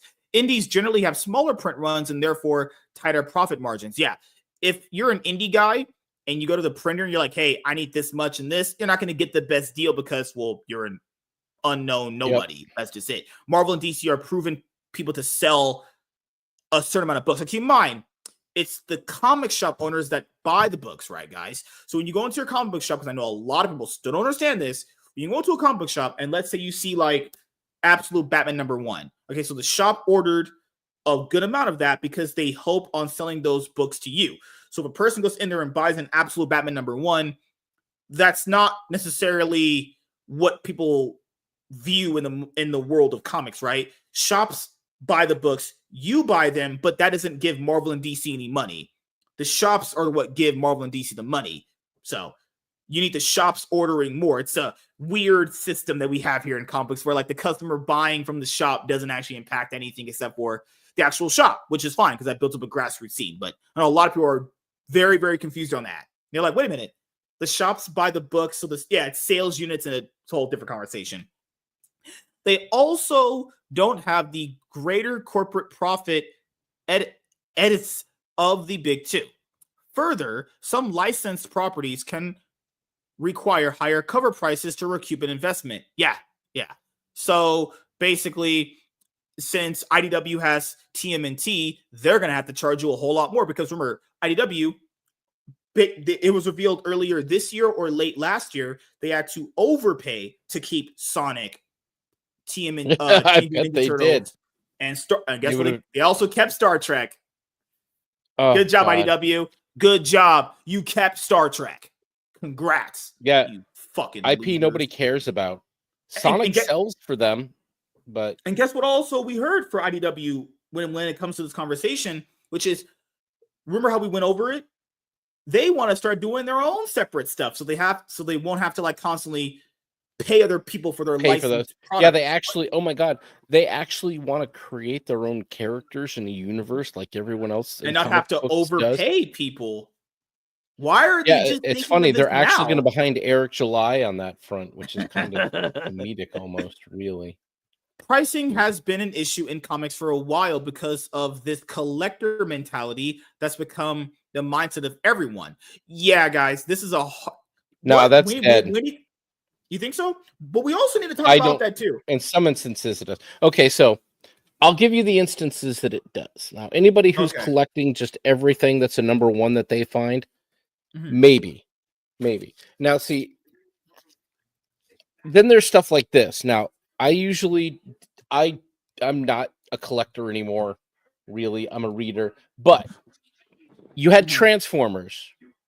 You had successive G.I. Joe books launch and sell out and do well. Even Scarlet sold really well. Yeah. This seems like a pretty solid idea right here that you can invest in and get a couple copies of the different issues or the different covers and collect these. Now, am I going to keep these? Nah, I'm turning and burning this shit. So technically, not still really a collector, but this is the collector mentality. You want a bunch of these because you want... You're just trying to flip them on the secondary market. That's it. Well, or you want them, or you want to collect all the covers. You want to have every piece of it. You want to have every... That's why they do the whole 1 in 25, the whole 1 in 20 variant covers. Because I don't even remember what these variants are split at, but I got I think the best ones that they put out. Like this is probably just as a piece of art, this is good. If you're a Joe's fan, great cover. If you want to see a great artist and a good team shot, this David Finch cover right here, fucking gorgeous. The Baroness one, I got this because it was a chick with boobs, that looks gorgeous. And I figure, holy shit. I figure that might move on the secondary as well. This one, I'll probably keep that. Am I going to pick up issue 2? I don't know. I might wait for the trade. But these, I'm just gonna put them up on eBay. But that's only working essentially in the collector market for a new #1. So that's why you guys have seen basically all these like new #1s come out. And keep in mind, the variant covers get lesser and less with each subsequent issue. So an example, Batman the Brave and the Bold, #1 came out in 2023. 20 some variant covers right there. Sorry, 20 to 25 roughly. Okay. How many variant covers do you guys think are at Batman the Brave and the Bold issue number 18? 1. Maybe. Ultimate Spider-Man. #1 came out last year. Okay. 33 variant covers. I'm not shitting you. This is also counting the reprints too. Yeah. And then every subsequent Ultimate Spider-Man book got lesser and less variant covers because collectors love coming in and buying their ultra rare variant covers for a #1 new book. Transformers, the one from Skybound and Image. Transformers 1. Ton of variant covers. The really good looking ones, those are worth a lot of money. The other thing with this mindset of the collector is a lot of people are doing this in different fashions. So the first one will be Marvel. Let's do Spider-Man. So the Amazing Spider-Man run that just ended with Zeb Wells. I haven't read it yet. I will eventually do it in trade for you guys as a treat. It's going to be a really, really banger series right there. Shameless plugging. I'm just kidding with you guys. So Marvel fans do this a lot. They'll collect an entire series of a character, and their mindset is like this with the MCU. It'll get better eventually. They don't want to break up the whole thing. And as the collector, if you collect all of them, you could sell it off as an entire run, right? Because a lot of people, when they buy comic book collections of a run of a character, they want to make sure it's all the issues, right? Or they do a thing where, hey, maybe this series gets a lot more better word of mouth over the years. This is going to be a rare variant cover that this artist may not do. There's a lot of mentalities that go through it. So the collector mentality is there. I just don't think it's in the ideas that they're saying, but I could get it. Yeah. Notes, James B. Emmett, senior editor of creator-owned projects at Mad Cave Comics, Mad Cave Studios, home of Gotcha Man, the Hex Seals, and others. But also to make sales make sense in terms of printer costs, shipping, paying our artists, paying our writers, and just making sure we're breaking even on the floppies. Yeah, that's the problem with the floppy format. He said it right here, making sure we're breaking even in business terms, because Savage, I know this, breaking even, guys, is not profit. Profit is the money you get to take home after things are paid for. Breaking even just means essentially you lost. No one wants to break even. Go to any business owner and be like, would you love to break even this year and make profit? If they say break even, you just never talk to that person ever again. Please honestly disassociate. Actually delete their phone number. Wandering away. Yeah. So that's the thing is, that's why you could kind of tell Marvel and DC want to move away from this like floppy format and potentially just sell graphic novels in the future to like a Barnes and Nobles or a Walmart. That's why you saw DC do the compact comics idea, because they don't make anything on floppies. Like I couldn't, like, why do you guys think DC just relaunched their whole, not technically they didn't relaunch, it's a sequel launch. The sequel launch, which was all in, why do you guys think they did that? New #1s for a bunch of their same characters in a different universe. Yep. So it spikes up the prices of the floppies and they can get a spike in sales. That's why they did it. Marvel did the same thing earlier, and that's why DC did it, because they saw how much money Marvel made off doing it. The company settled on the $4.99 price with $6.99 for books with slightly longer stories or alternate covers, which is comparable to other indies pricings. Variants are more expensive because they're lower print runs, so their markups are higher and they're more exclusive. Yeah, that's just, variants are not the mass print cover. So here, I'll just give you this idea. Yeah. This beef jerky stick right here, okay? This Slim Jim. Okay, so just pretend this is a comic cover. So this is a mass print Slim Jim cover, okay? Okay, this is everyone can get it, right? But if this Slim Jim cover I have right here is like pink and it glows and it makes wishes, well, that one's gonna cost more money because there's less of it out there. So the variant covers, there's less of them out there, so there's more reason to have the price go up in the future. Emmett said, we're still playing in the world of comics in that way because people want to collect those things. Yeah, there's a huge market for people that just collect variant covers or collect all the variant covers for a character. It should be noted that the variant craze and intense speculative collecting that dominated the early 90s helped lead to the great comics crash of 1996. Variants have become popular again, and they have raised the prices of specific issues some way beyond $10. Yeah. Batman the Brave and the Bold is a $7.99 comic book right there, guys. If you get 64 pages, but just letting you guys know that.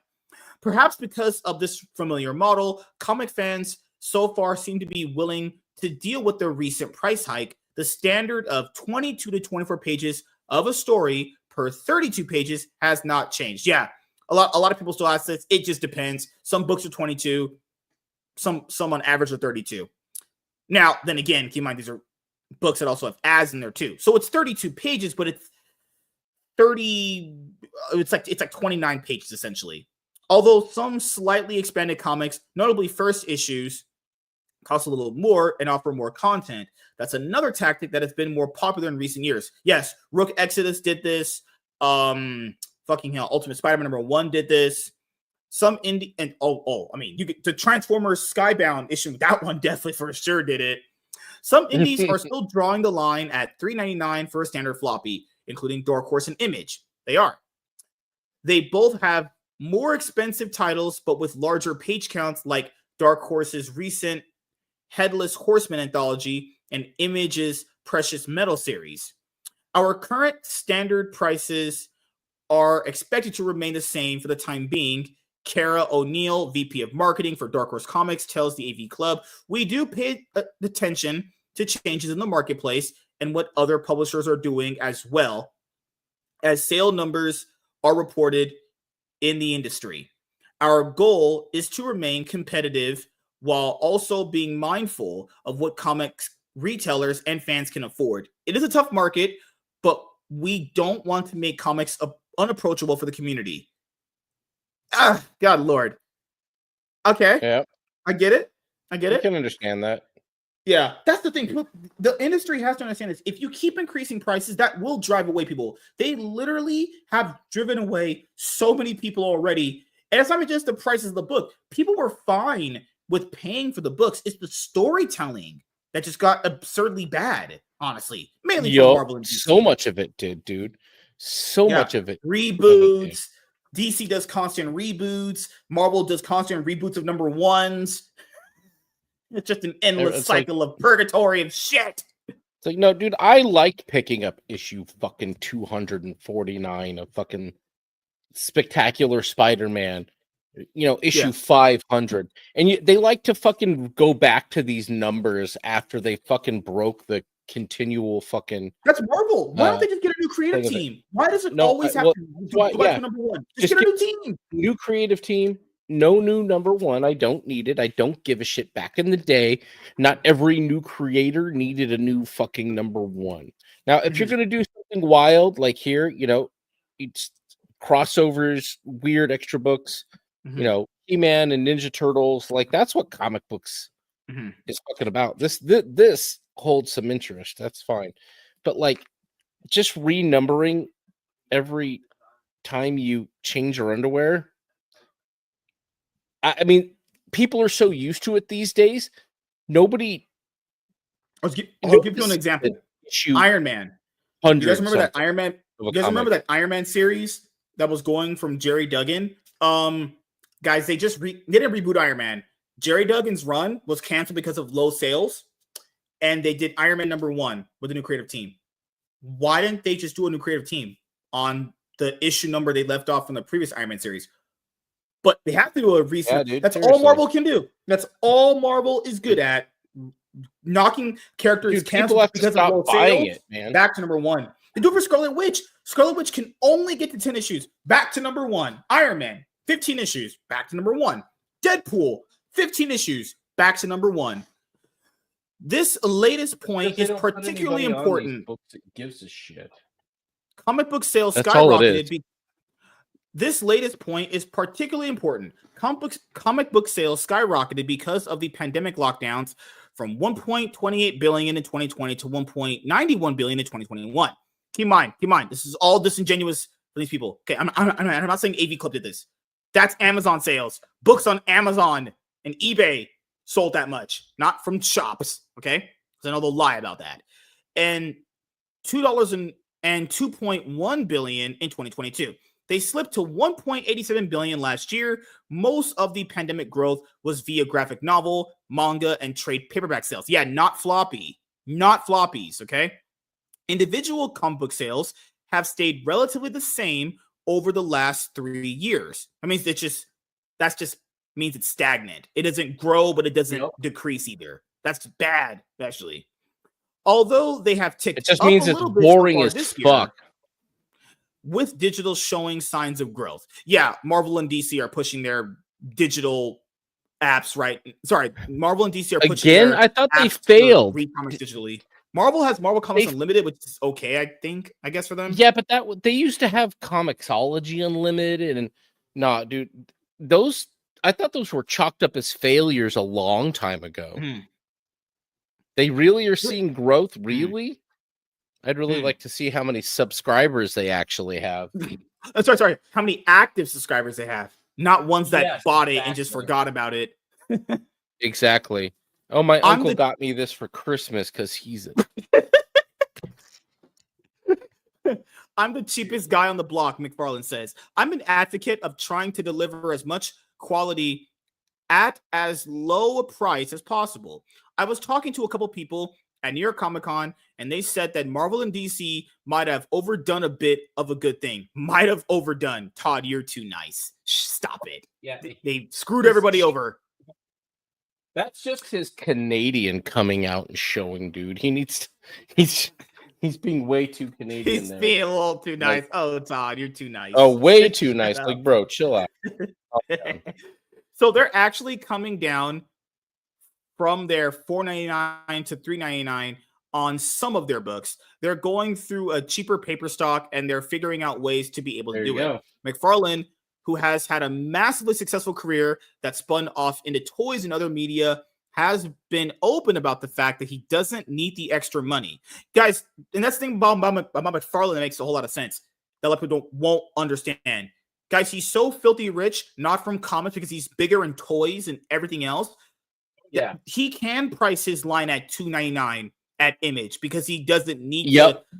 He's one of the few business people out there where I will honestly say he doesn't need to make a profit from comics. It means nothing. It's mostly at this point a tax write-off, and he can just pay his artists. He only needs to make enough to pay his artists. And even that doesn't mean anything because he could just pay them out of his own pocket. He doesn't need the money from Spawn Comics to do that.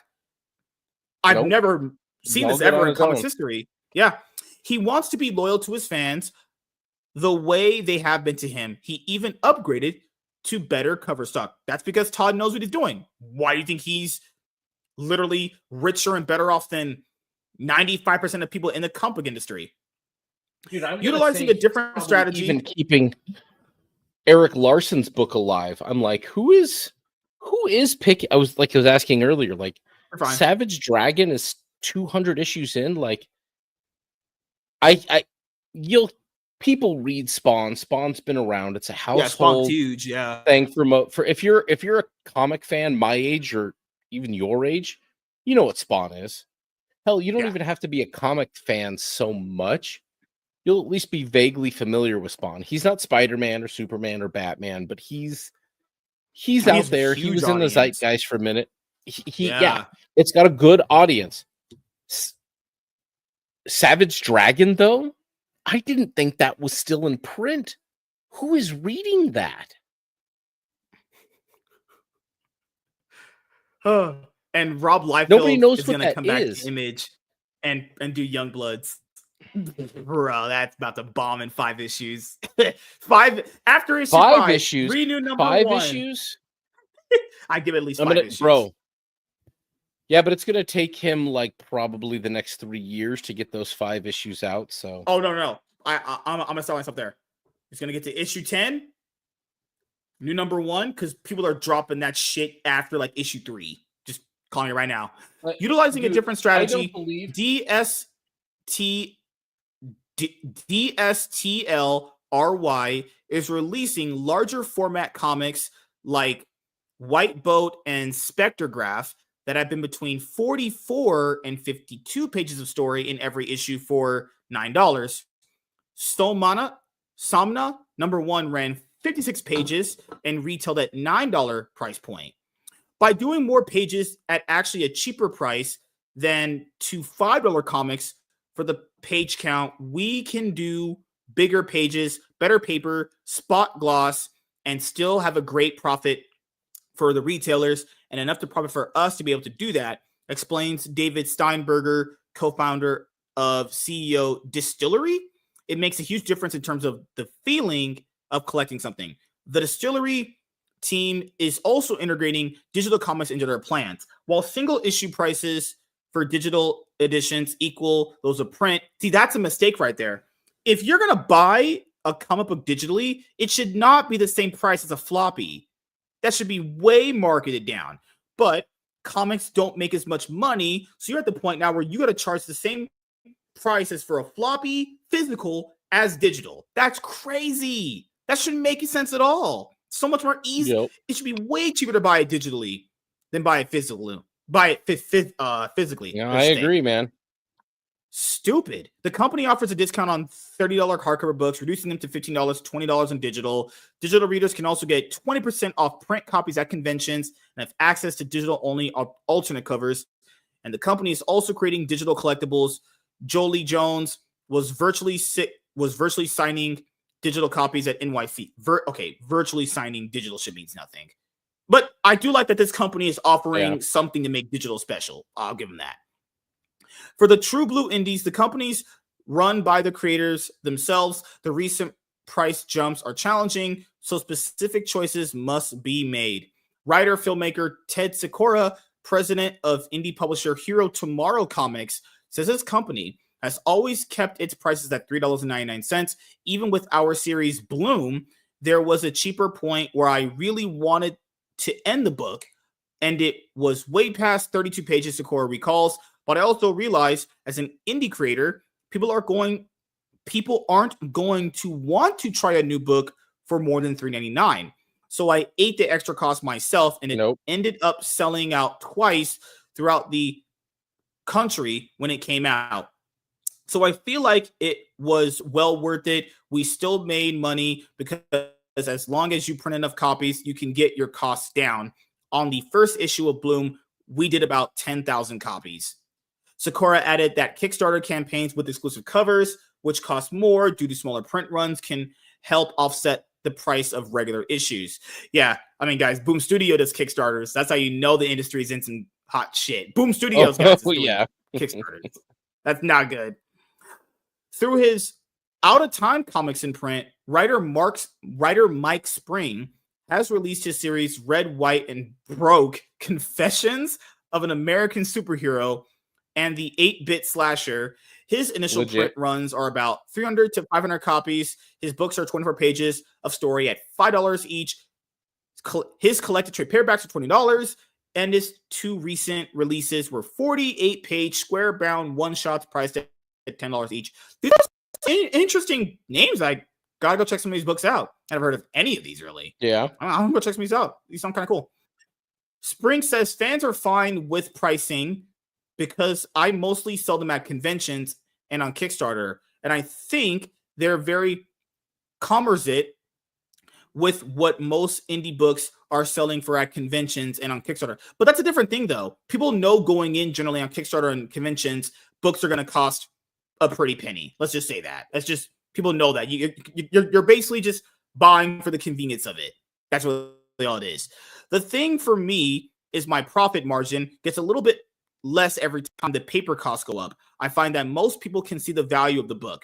We are currently living in another golden age of comics because of the sheer diversity of titles available to readers and collectors today. A majority of that comes at the indie level, which is vital for keeping the medium moving forward artistically.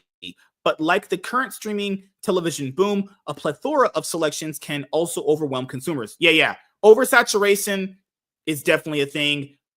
It can be a good or bad thing in comics, but it really just does depend, honestly.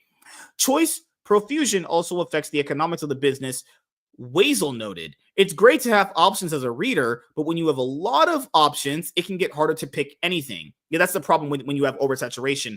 Too many options kind of make so like, okay, do I buy this guy's book or I buy this guy's book?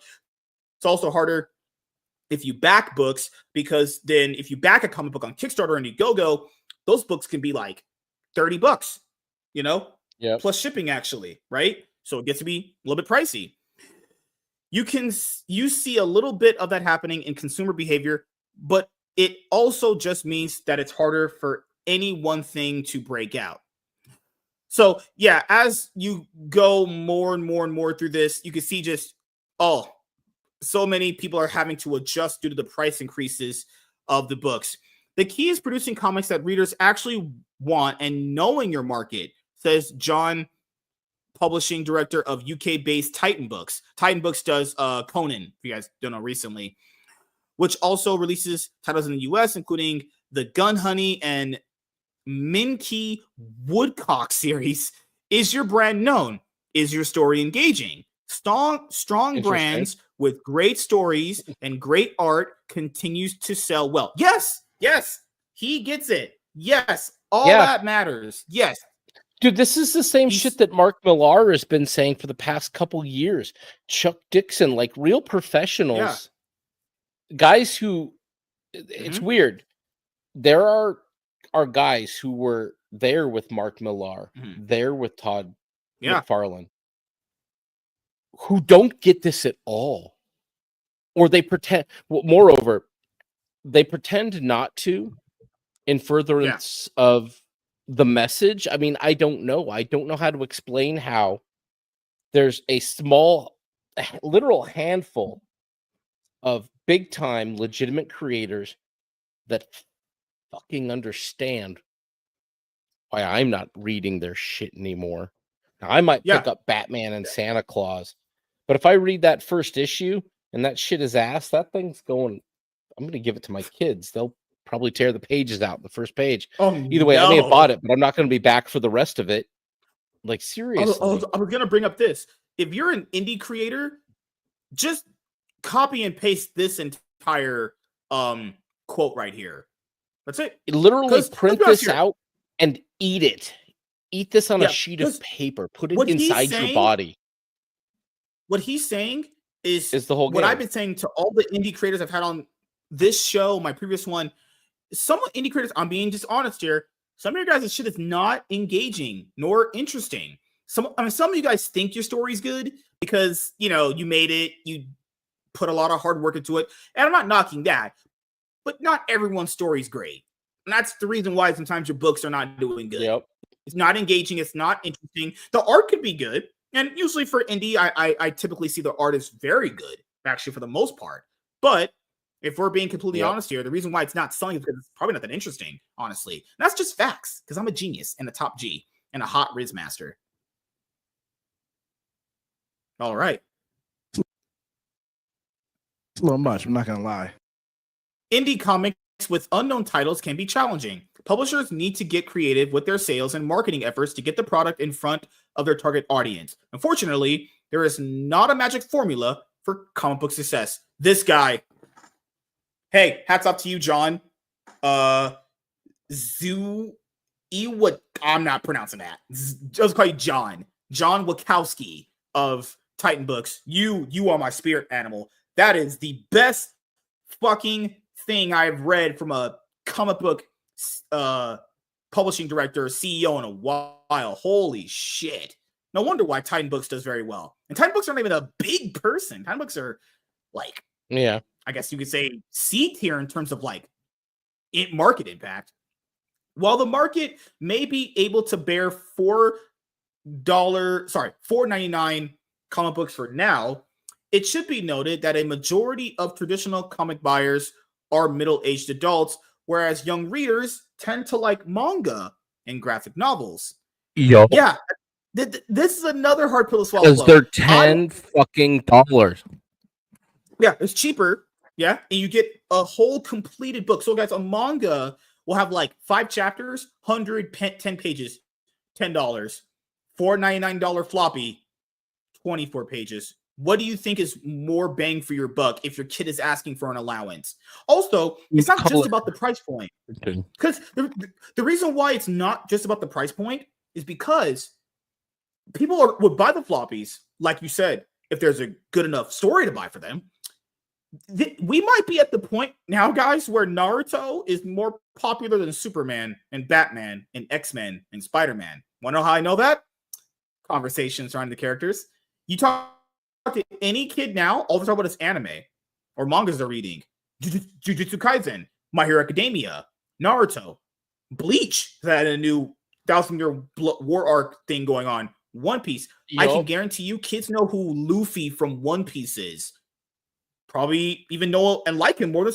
That's 100%. crazy. That's insane. Yep. And hey, I'm glad kids are discovering those animes that we loved growing up. It's awesome. That's a great thing. And those are great animes, and I do love those characters. But it's Naruto more popular than Batman. You gotta be out of your fucking mind. I would never have thought of that years ago. Naruto, not just Naruto. Goku is probably Goku's for Dragon Ball Z has always been popular, but just think about it right now. Goku is probably more culturally impactful in terms of comic book sales and manga than Batman is to DC. That's insane to think about, really. Kids just like their manga more because it tells a cohesive story from start to finish. You know? Yep. Those constant reboots and gender swaps and race swaps, yeah, those can take an impact at a single point. Trying to build a strong fan base of younger readers may be more challenging when some may perceive larger collections as better value for money. Yeah, and if you're going to be getting your kid any trade paperback or graphic novel, you're just going to get it when that runs over, and you'll just, hey, son, here's a DC Compact Comic complete run. Read that. See how much easier that is to buy than buying the single issues to get to that? And single digital issues are usually not cheaper than print. That makes no sense. That's just price gouging. Digital costs the same as physical. Get the fuck out of here. That's just such price gouging bullshit. According to a recent ICV2 report, spring 2024 sales held steady, but some comics retailers expressed concern over the effect of higher prices, variant, and alternate cover tactics on longtime buyers. However, none of the publishers interviewed here are worried about a comics crash. Their slates are diversified by other formats beyond single issue sales. Although it's easier for the big two to deal with the price shifts, sales figures, not to mention the state of the US economy itself, over the months to come will show us how this will ultimately shake out.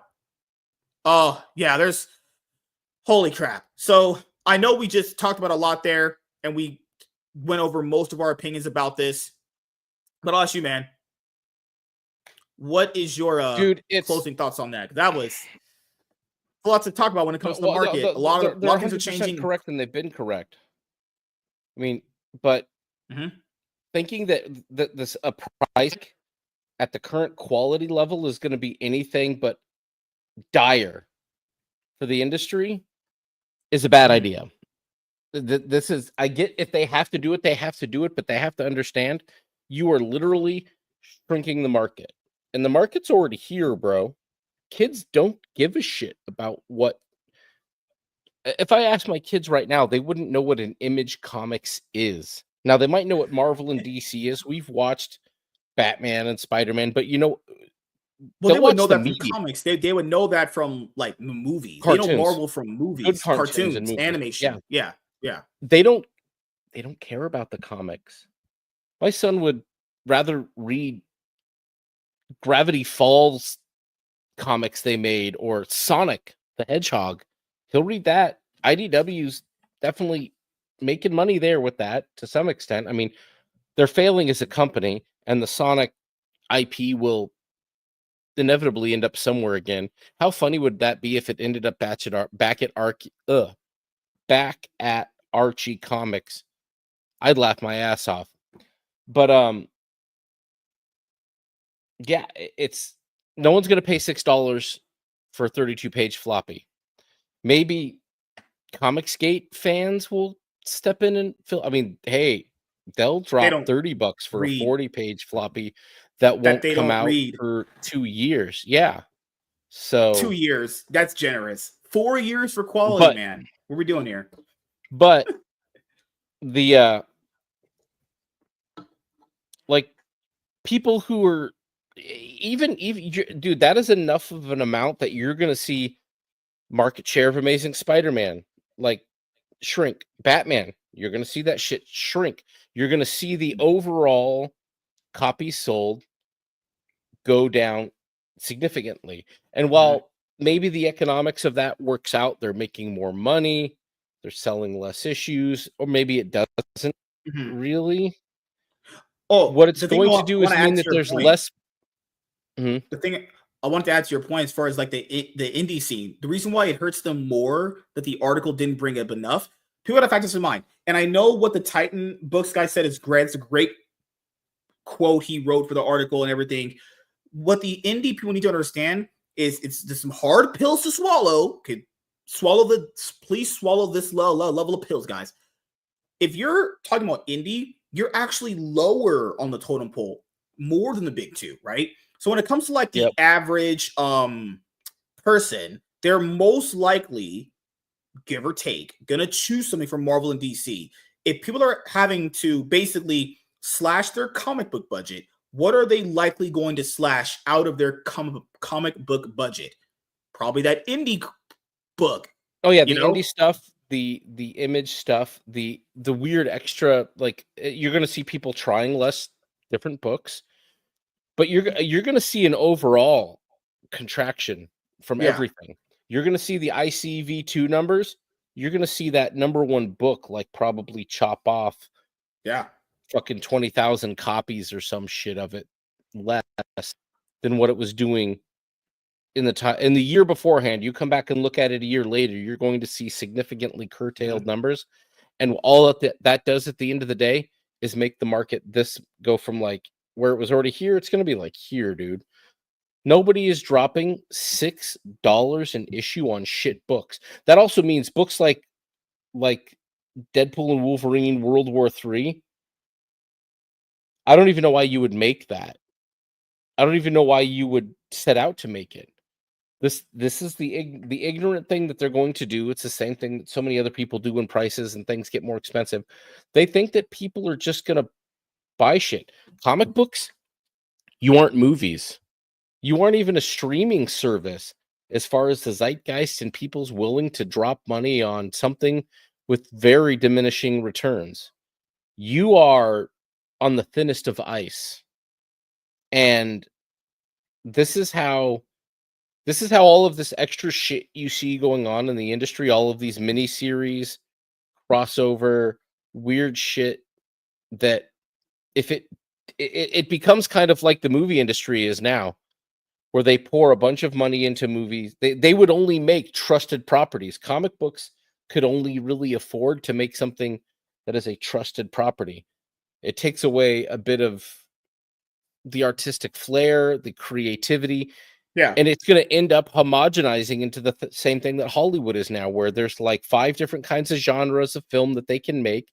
They'll only really ever make about 3 inside of that genre, and they'll pour a ton of money into them, and they'll suck. They just won't be good. Like look at the big creators that they'd have to hire to bring in. The Mark Wades. Nobody cares. Nobody gives a shit. In all honesty, I don't think Jim Lee rehashing.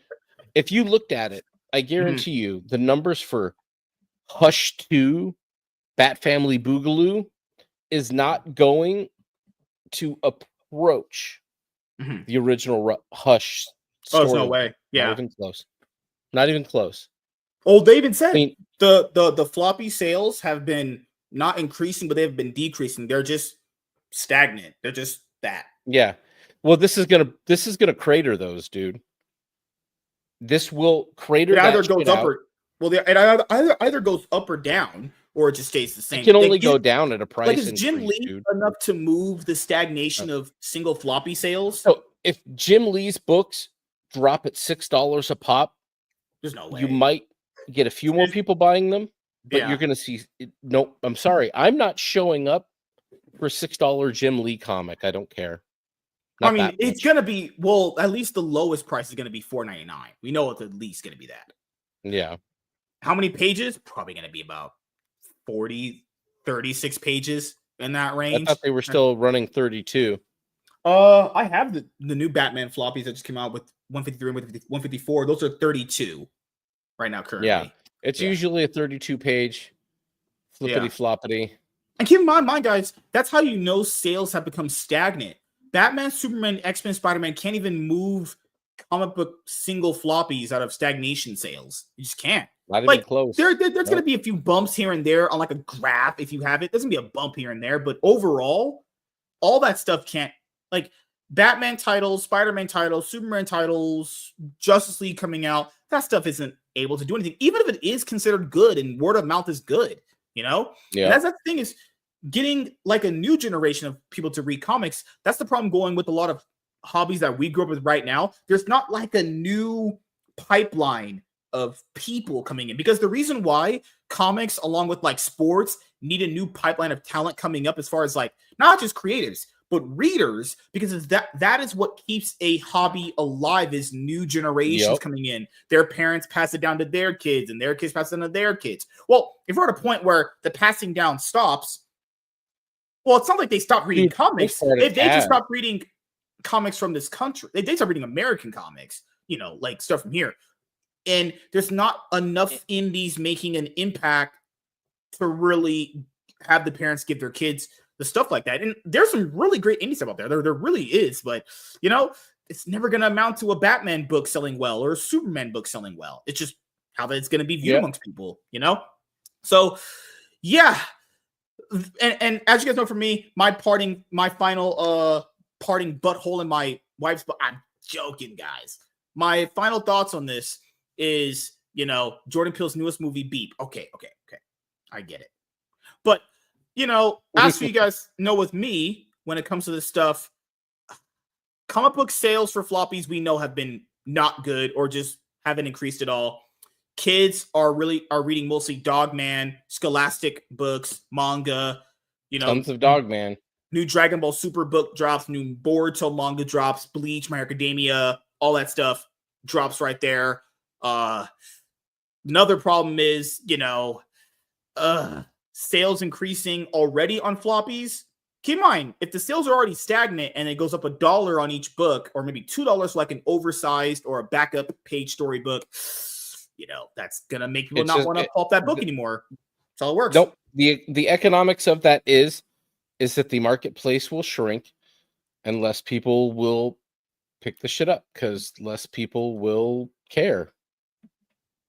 It just is what it is. Well, thank you guys for checking out this video. If you guys are returning viewers or new viewers, then please consider subscribing to the channel if you have not already. Leave a like on this video if you enjoyed it and comment down below. Also, make sure you guys hit the notification bell. That way you guys can get notified on whenever I upload a brand new video or go live. I'm MSK, aka Master Swag King. Signing out, guys. See you guys later. Deuces. Peace. Last video, 15 minutes, done. Because this one is about to get destroyed. Can you really whip it out, though? This is the one you guys were all waiting for. Oh, we're not leaving, Emily. That's just for the video. Remember, when I say goodbye for this kind of thing, it's just for the video. I got to do it for that. All right, last one. Give me one moment here. I'm literally pulling it out right now. Oh, put it away. My nerdy. Let's do. Oh my God, our good old buddy Rachel Zegler. That stupid bitch. You. Did she do something else again besides get told to STFU by her company? By her agency? That's what happened to her, dude. She had some opinions about Donald Trump, and the backlash was just crazy. Yawn. She's not right. Let's see. I think she had a follow-up one. Oh, there's 5 of these. Okay, so shout out to Steph from My Nerdy Home. She had them first. That's why I bookmarked her tweet for the video. And the follow-up one's there too. And I have her apology right here. All right, let's get into it.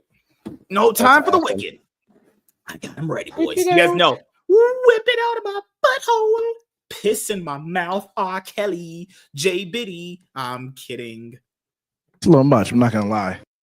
One sec, guys. Holy crap. Who's messaging me? Probably a hot girl or something. All right. You sure didn't believe me. Hot girl messaging me right now for me to come over to her house and do butt stuff. Do you believe me? Nope. All right. Not even a little bit. Hey everyone, I am MSK, aka Master Swag King, coming at you guys today with another video. And if you guys are returning viewers or new viewers, then please consider subscribing to the channel if you have not already. Leave a like on this video if you enjoyed it and comment down below. Also, make sure you guys hit the notification bell. That way you guys can get notified on whenever I upload a brand new video or go live. And in today's video, we are going to be talking about Rachel Zegler, as she has literally lost her mind. There was a insane controversy that she just recently went through, among the others that she's went through. So she is casted by Disney to play Snow White. I'm not even kidding, okay? So Snow White is a character, and her literal description of her is skin as white snow, right? So casting a Puerto Rican makes no sense, right? Disney literally casted a Puerto Rican, Mexican, or where the fuck she is, to play Snow White.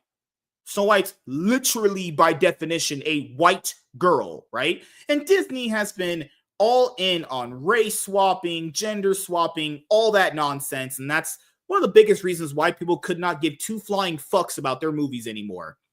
Because even with someone like Snow White, you were like, they're not going to race swap Snow White, are they? Yes, they did. They literally race swapped Snow White.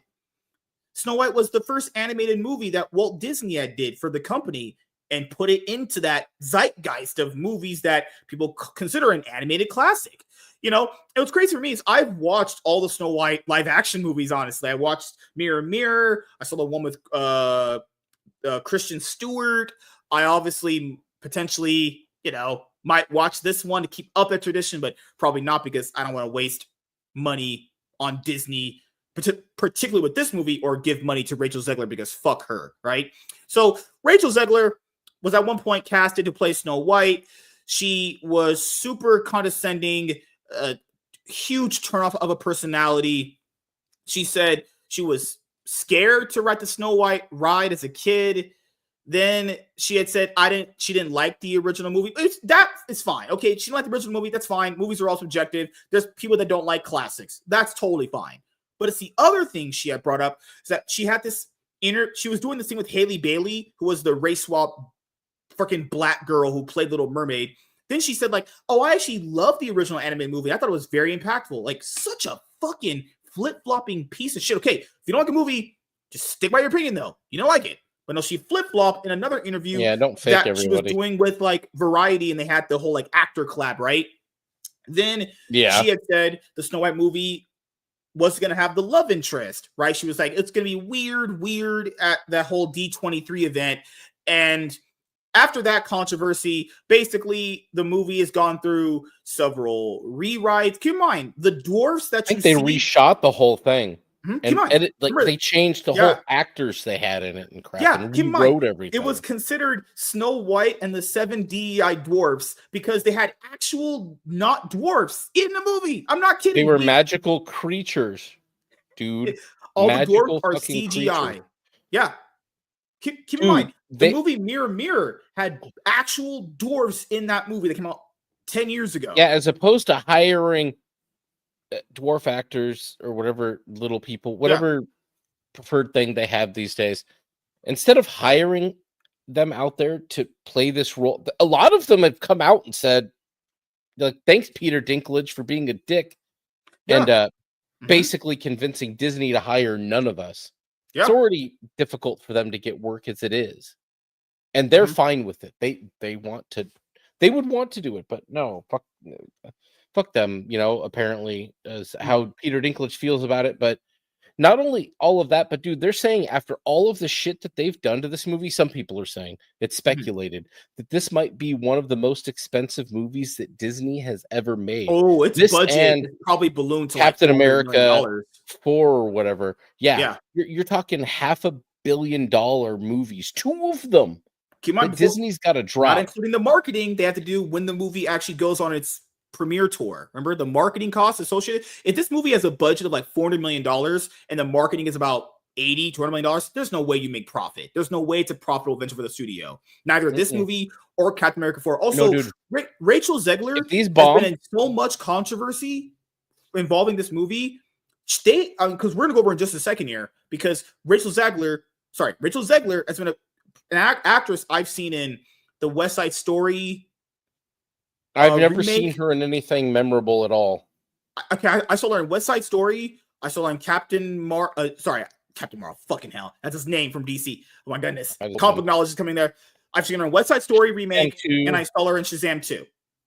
She's Yeah. not good. She's not a good actor. Just to be honest, No, she was better in West the Side worst. Story, but that's because she was around Steven Spielberg. He doesn't tolerate shit acting. But that's I mean, the Shazam 2 story really needed a lot of work, but it wasn't the worst thing. The real problem with Shazam, what I did like about 2 with her character is a fucking, I would say, PDF. Remember how in Wonder Woman 2, the Patty Jenkins got backlash for the whole like Wonder Woman graping a guy in that guy's body, right? Yeah. Rachel Zegler's character in Shazam 2 is a Greek goddess who's apparently like 2,000 some years old, and she at the end of Shazam 2 ended up with a 17-year-old boyfriend.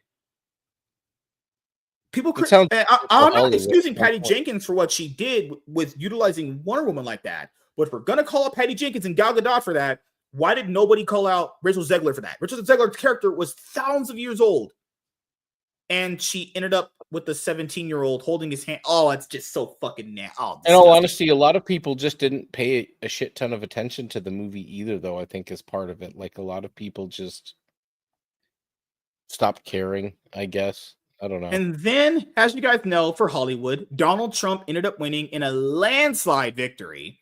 So their celebrity endorsements, their music artist endorsements mean nothing. They finally, I guess, to that extent, realize their influence, or what perceived influence they have, or the influence they thought was pretty big, means nothing. And Rachel Zegler went out of her way to comment on the situation. And I will say this about Rachel Zegler: I don't think she's ugly. I don't think she's ugly. I don't think most of them are ugly, but they have really awful personalities. Let's just say that. She's not ugly, but she's not hot. She's a girl you smash at a bar and you just don't call back the next day. That's not even that, dude. She's just like, I'm sorry, dude. She looks like a 12-year-old boy for the like no figure, no form to her.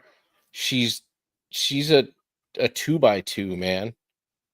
Just nothing interesting about her. And her face, especially the way she looked in the Snow White trailer. No, not my cup of tea. Maybe somebody's, but not mine.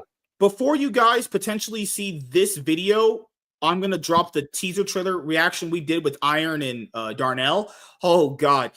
I will say this. It didn't look as bad as I thought it was going to be, but it looks still pretty just meh. Like, I'm just not convinced. That's just Gal Gadot is way hotter than she is. Like, are we supposed to believe that Gal Gadot with her? Like, this is... And keep in mind, guys, you would think out of all the Disney princesses, the animated Snow White movie is what launched Disney with Walt Disney, and this company has the fucking ball of nerve to race swap Snow White. That'd be the one character you wouldn't do that for. Dude, but watch the trailer.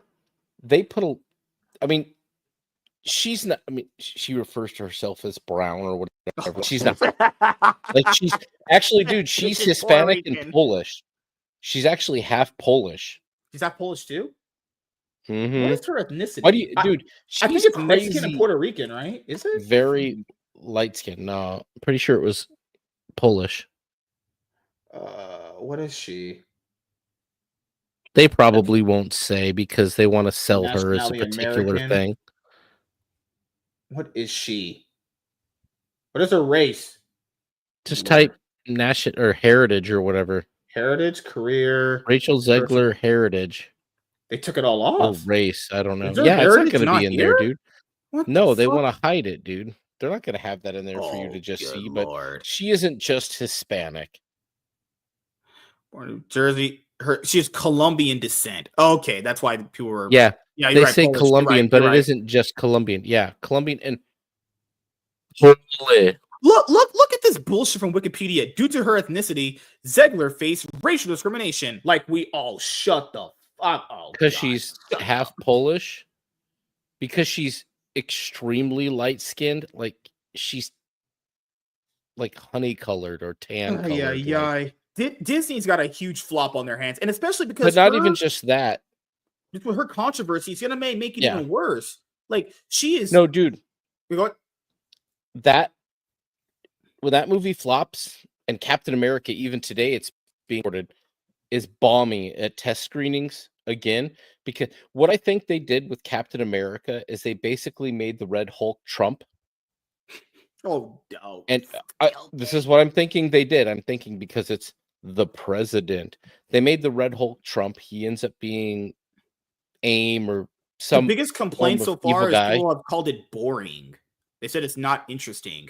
Well, Snow White or Captain America. well, Captain America 4, yeah. Oh, that's because chopping so much shit out of it. They've been going. They rewrote the entire movie. Thing again now. Yeah, they rewrote the entire movie. The whole movie and reshot it. Yeah, that's why. Yeah, dude.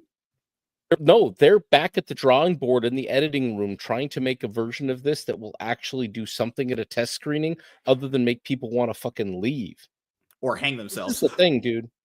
That movie was insanely expensive. It was completely generated on the message, and when Trump won handedly, I think executives at Disney got really scared that they're about to be out $500 million. And same with this movie. We got the maybe not $500 million, but they're going to definitely be out $300-400 million probably. So, and the same thing with this movie. If they lose $1 billion in 2 movies, I can't wait to see the stock price, dude. I can tell you right now, $1 billion, dude. They'll lose.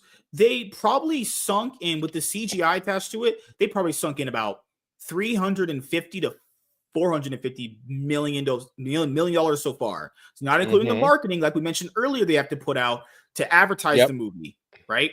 No, that's what I'm saying. They could lose $1 billion on these 2 movies. It's crazy. If they flop. So, I mean, they'll probably make home $100 million, but My Nerdy Home put out the tweets that she saw because these were on Rachel Zegler's Instagram account, which I don't follow because I have standards. I don't follow fucking e-thoughts like her. Rachel Zegler hopes Trump supporters never know peace. Tells her followers to get off X because Elon Musk supported Trump and ends with fuck Donald Trump. This is Disney's Snow White. By the way, she probably won't face any consequences for posting this by Disney due to their unfair double standard. Yeah. Rachel Zegler said all of this, and it's still going to be Snow White, yet they literally fired Gina Carano for less. This is a absolutely retarded company. Yup. They literally practice nothing they preach. It's all virtue signaling bullshit. All right, so we're going to go over some. Here's all 4 of them. Good Lord. Paragraph. Of course she writes paragraphs. Yup. Of course. Fucking hell. Rachel Zegler. This is the first one. I find myself speechless in the midst of this. Yeah, you guys lost in a landslide. You guys are fucking losers. Another 4 years of hatred leaning us toward a world I do not want to live in. Okay, get the fuck off of it then. Get a rope. End it then. Or move. Get the fuck out. You don't provide anything to the world. Leaning us toward I thought you said country. She actually said she didn't want to live. Oh, no. She basically said she wants to hero. She literally just said, I don't want to live in this world. You trying to off yourself, bitch? What the fuck? Leaning us toward a world that will be hard to raise my daughter in. Her daughter? Is she pregnant? How am I going to get through this? How do I get through this? There's not enough cells left in my brain to rationalize what a bitch this dumb. She had kids. I thought good. She has kids? Or is she just talking out of her ass? She probably has her boyfriend watch her get fucked by other dudes. That's not a real man. Who dates this bitch? Oh my God. Leaning us toward a world that will force her to have a baby she doesn't want. Then why are we worried about her daughters? Why is she bringing up her daughter? Why is she bringing up abortion? Is that the only thing on girls' minds? I'm just going to abort my future potential grandkids. What's wrong with you people? Your rights are not being taken away. You want to have your rights taken away? Go live in Saudi Arabia, the Taliban, Afghanistan, or Iraq. Go live there. You want to have no rights. Any woman that says they have no rights in this country is a fucking idiot. And any woman that says that, you are so fucking retarded. You have no idea how good you have that here. Is definitely a weird. The Taliban literally banned women from speaking to each other. Yes, basic human contact with women is banned there. When women say they have it so hard here, fuck this girl. This girl's retarded. Like any girl that thinks of this is stupid. You're fucking dumb. I shouldn't be this shocked, but I am. I am heartbroken for my friends who awoke fear this morning, and I'm here with you to cry, to yell, to hug, to wax poetic on how the left continues to fail us in forging a new path forward. Dude, does God exist? How am I getting through this? Oh, Lord, this is so bad. This loss should have not been, and certainly should not have been by so many votes. Because, Rachel, you live in an echo chamber. Your guys' influence means nothing. They legitimately think their influence means this much. They're stupid. They're so out of touch with life. It's crazy. I echo Enthel's Kane's statement more than anything. May Trump supporters and Trump voters and Trump himself never know peace. Okay? Okay. I feel guys, pretty peaceful. I'm being completely honest here. I'm not reading any more of that. I'm about to have a fucking stroke reading this. But here's all the images right here. My brain. I bookmarked them from my very home. Here's another one right here where she says, I'm not voting for Kamala Harris because I love her or because she's my mamia or because she's a brat. I'm not voting for her because I agree with her on every issue. I'm fully ready to protest when she falls short. This is all that's we know is a bunch of lies. That is a bunch of bullshit. You'd have to admit that she fell short, and she. You'd have to admit these guys will never admit when Joe Biden or Kamala Harris did. She's such. I'm not reading that either. Oh, God. But I have to because my brain does it for me. I'm voting for Kamala Harris because either she or Donald Trump will be president come January. And if Hillary Clinton, another deeply flawed candidate, had won in 2016, Roe v. Wade, I knew. Why did I know it was going to go to abortion? It's only abortion in these these women's fucking minds. We actually looked at a stat here on the show where it shows that the only issue women particularly have on their mind is abortion. And which candidate has the better abortion laws?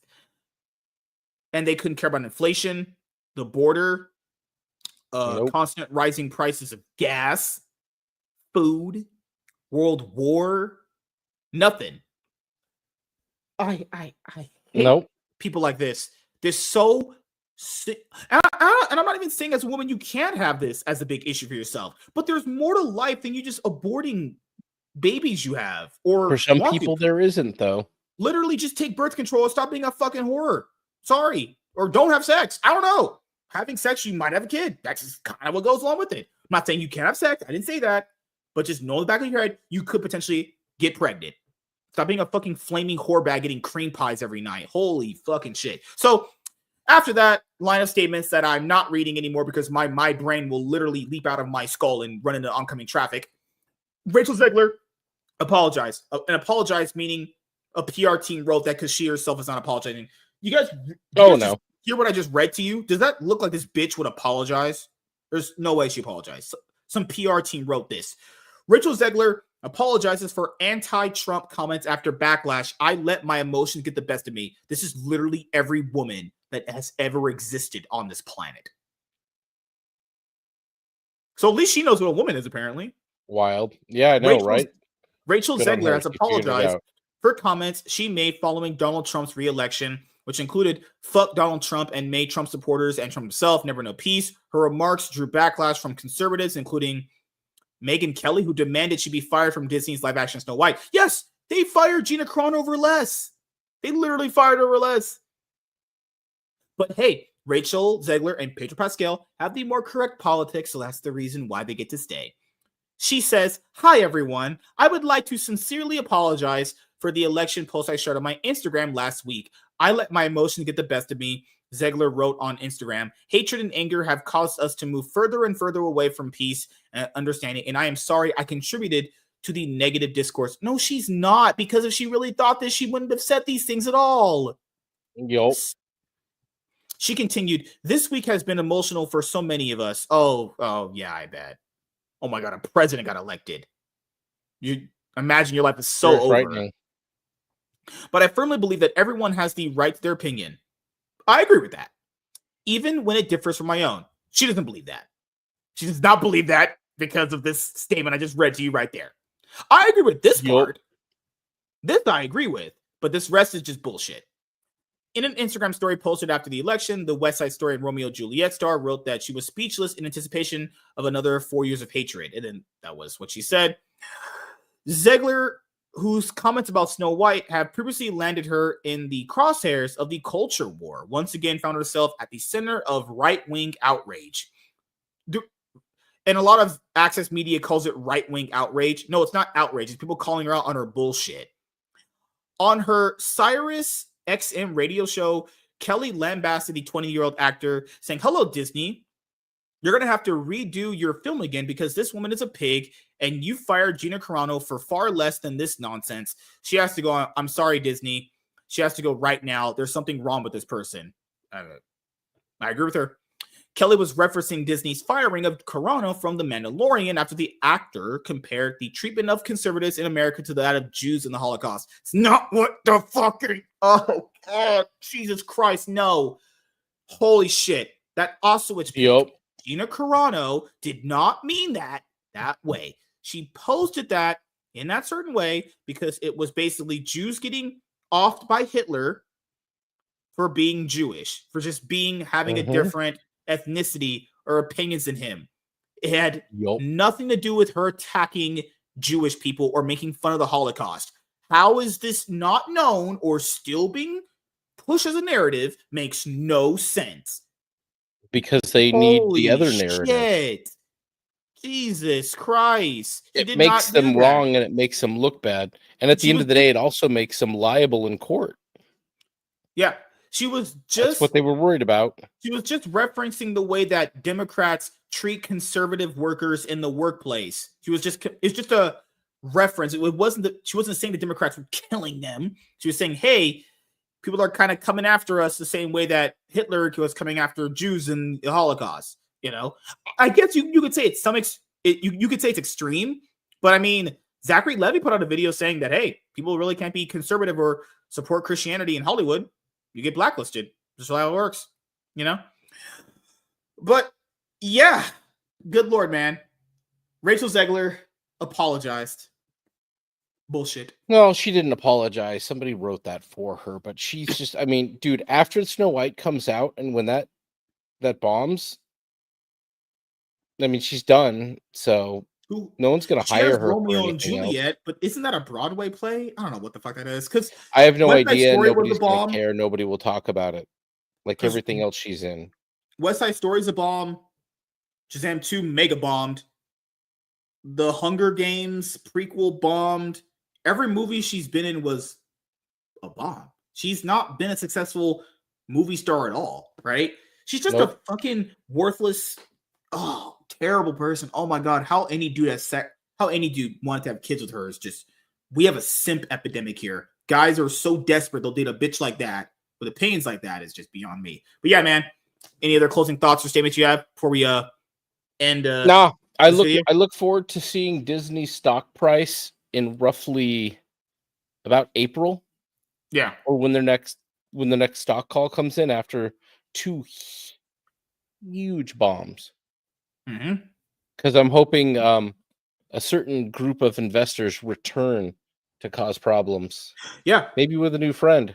Because nobody wants a race-swapped DEI, Polish, Puerto Rican Snow White. Dude, that's the thing. Like, if you look at that trailer, watch that teaser trailer. I did. They put a shit ton of makeup on her to make her look white, way whiter. Yeah. She talks about how, it's going to be, I'm a brown Snow White and people just have to accept it, blah, blah, blah. What, like, nah, you put on so much makeup, nobody can tell the difference. You may not be as white as snow, but I would look at you in that movie and I would not know your nationality at all. I would not be able to look at her and say, oh, she's how do you even get that half Colombian? Literally, skin as pure as white snow. How, like, what the? I hate race swaps. I hate gender swaps. It's so stupid. They make no sense. Why dude, they painted them? Dude, they put her in whiteface. Like, it is barely even a race swap at this point with how much makeup they used.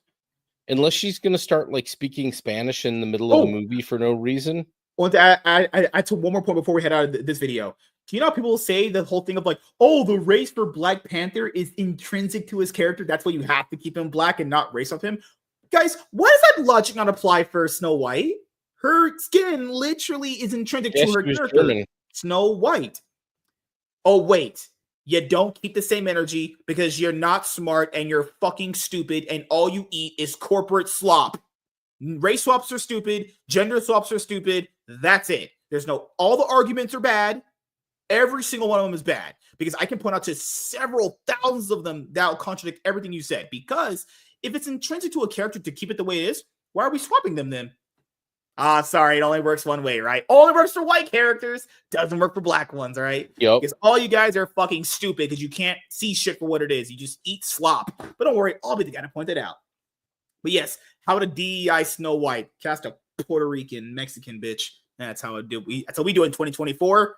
Race swaps. We love them. But yes, thank you guys for checking out this video. If you guys are returning viewers or new viewers, then please consider subscribing to the channel if you have not already. Leave a like on this video if you enjoyed it and comment down below. Also, make sure you guys hit the notification bell. That way you guys can get notified on whenever I upload a brand new video or go live. I am MSK, aka Master Swag King. We're going to be signing out. See you guys later. Deuces. Peace. All right. We're almost done here. Give me 1 second. We had a great show. Just to let you guys know, the next one that we're going to do is next week on Thursday at 8 p.m. PST to get over more of these topics that I have to get done before the year's over. I'm going to do some by myself as well, but, got to keep most of them, going. Got to keep the consistency flowing. Hi, Anna. How you doing? Anna had a leaky butthole like you did. She had the flu. So, Anna, I hope you're doing good. I know you were really sick earlier. I know. I caught it from Anna. Oh, my goodness. Let me tell her to go to bed and call her a woman. Go to bed, woman.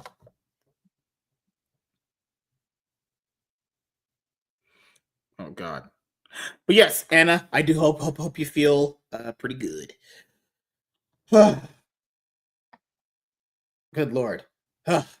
Man. Just completely mind blown at this point. Give me 1 moment here.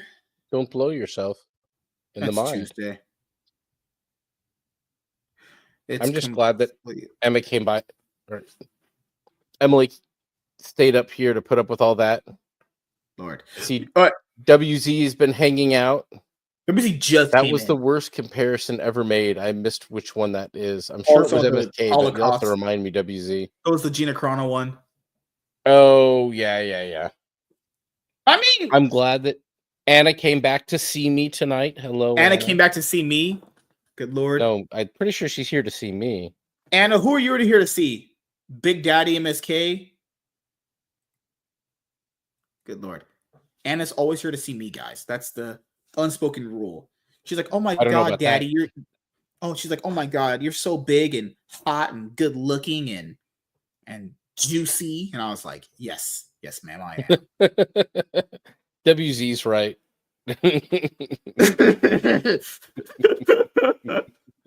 Oh shit. Imagine that complimenting a woman is considered bad now these days. But yeah. Oh God.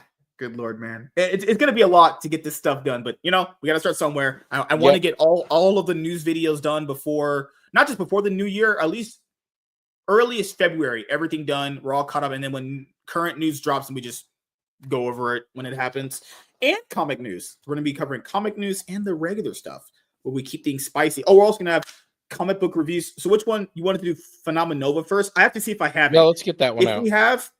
If I have Phenomenova, that's the next comic book review we're going to do.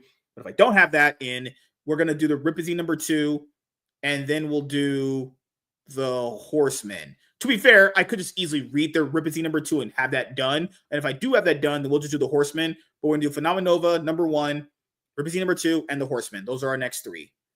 Horsemen did come out. It got shipped starting last week, actually. I already got it in today. So, yeah, man, anything you want to plug beside my wife before we head out? No, I'm not interested in your left hand. But nothing crazy. Like I said, I'm gonna probably I've got outside of comics and entertainment and exercise to get me back into the though it is book related, and exercise to get me back into content creation with some regularity. I'm going to be doing an advent calendar I did a beer one last year. This year, I'm doing whiskey. It's this big, heavy ass wooden box with these linen wrap books with a whiskey from all over the world, from 24 countries. So I'm gonna do videos, film one every day, sample a whiskey, talk a bit about it, and edit it and post it all in the same day.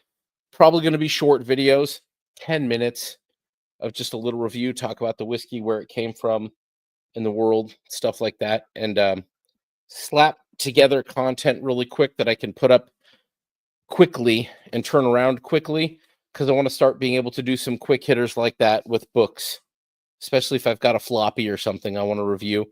I don't need to spend a half hour on a floppy, a single issue. It's 10 minutes done. Doing it 48 minutes like we did. You're not doing it good. Fill it with Rumble ads. There you go. That's what I'll do. Oh, shit. Oh, God. All right. So, as you guys know, to wrap up the show, I have uploaded all of the Cloud9 podcasts to Rumble. So, it is going to be on YouTube, X, and Rumble for all the new episodes going forward. No more Twitch. I have something I'm going to do for Twitch, but the regular content that I do as far as like league streams, podcasts, no longer on Twitch. Twitch is a worthless, useless platform unless you're going to be doing the thing that I'm going to be doing with it. The other thing is the MSK show obviously is going to be tomorrow. We have our shows Mondays, Wednesdays, and Saturdays, and usually Tuesdays and Sundays with Professor Savage Dad, barring, if he's home from work. The next episode that we're going to do for this is going to be on Thursdays. It's usually Tuesdays and Sundays, but as you guys know, barring work, we have to kind of play it by ear. So those are the dates we expected, but when you play it by ear, you might get it on a later day or earlier day, just depends. And I'm going to be working on getting out consistent content in a shorter time frame, either doing it on shows or just doing it myself to get all of this content done, basically going to the end of 2025, going into the early of 2024. So if you guys go and subscribe to my comic channel, 5 subscribers away from hitting 100. I just dropped the Deadpool Wolverine WW3 issue 1 comic book review, and I ended up dropping our Transformers Volume 1 Robots in the Sky 3-paperback review as well. And I have more content to clip out and edit for you guys all night, as this is my only day off coming up this week. I'm working from Thursday all the way until next Monday. 5 days complete straight. Dang, bro. 8 That's hours. Good overtime. Holiday all pay. 8-hour shifts. All 8-hour shifts and staying the full time. The full time. I'm not leaving until like the 30 mark is over at work. So Anna says, come on the Batman review. Oh, we're going to do a movie review of the Robert Pattinson Batman movie. You know what I wanted to do? I wanted to do it starting off from Michael Keaton's Batman. Go from that, but I forgot that's a different line of movies, though, essentially. We're doing it on Thursday? I don't even know if we can. Holy shit. I mean, I think we can do it on Thursday. I think we can. Depends on how many people you're expecting to show up, because no, we can't do it on Thursday. She doesn't feel good. Yeah. I don't want to put her through that. We are going to do it. I don't know if we can do it Thursday. Which day we're going to do it? It has to be. Dude, everyone's going to be eating dinner Thursday night. Man. Yeah, not this Thursday. Probably the next one. Next Thursday would have to be like earlier in the day. It'd have to be like fucking when she gets off work. And I'd be like 2:00 my time. Oh, we'll have to plan it out. She says I have to plan it out because I'm the man and I have to plan it all out, which is fine. It's okay. It's okay. I'll be the top G Riz master. But yeah, thank you guys for checking out this episode of the MSK show. And yeah, well, we'll have to see what day. I'm working on it right now. There's so much. I have so much going on. Holy shit. I'm getting my shit pushed in by P. Diddy. So thank you guys for checking out this episode of the MSK show. We'll see you guys in the next one.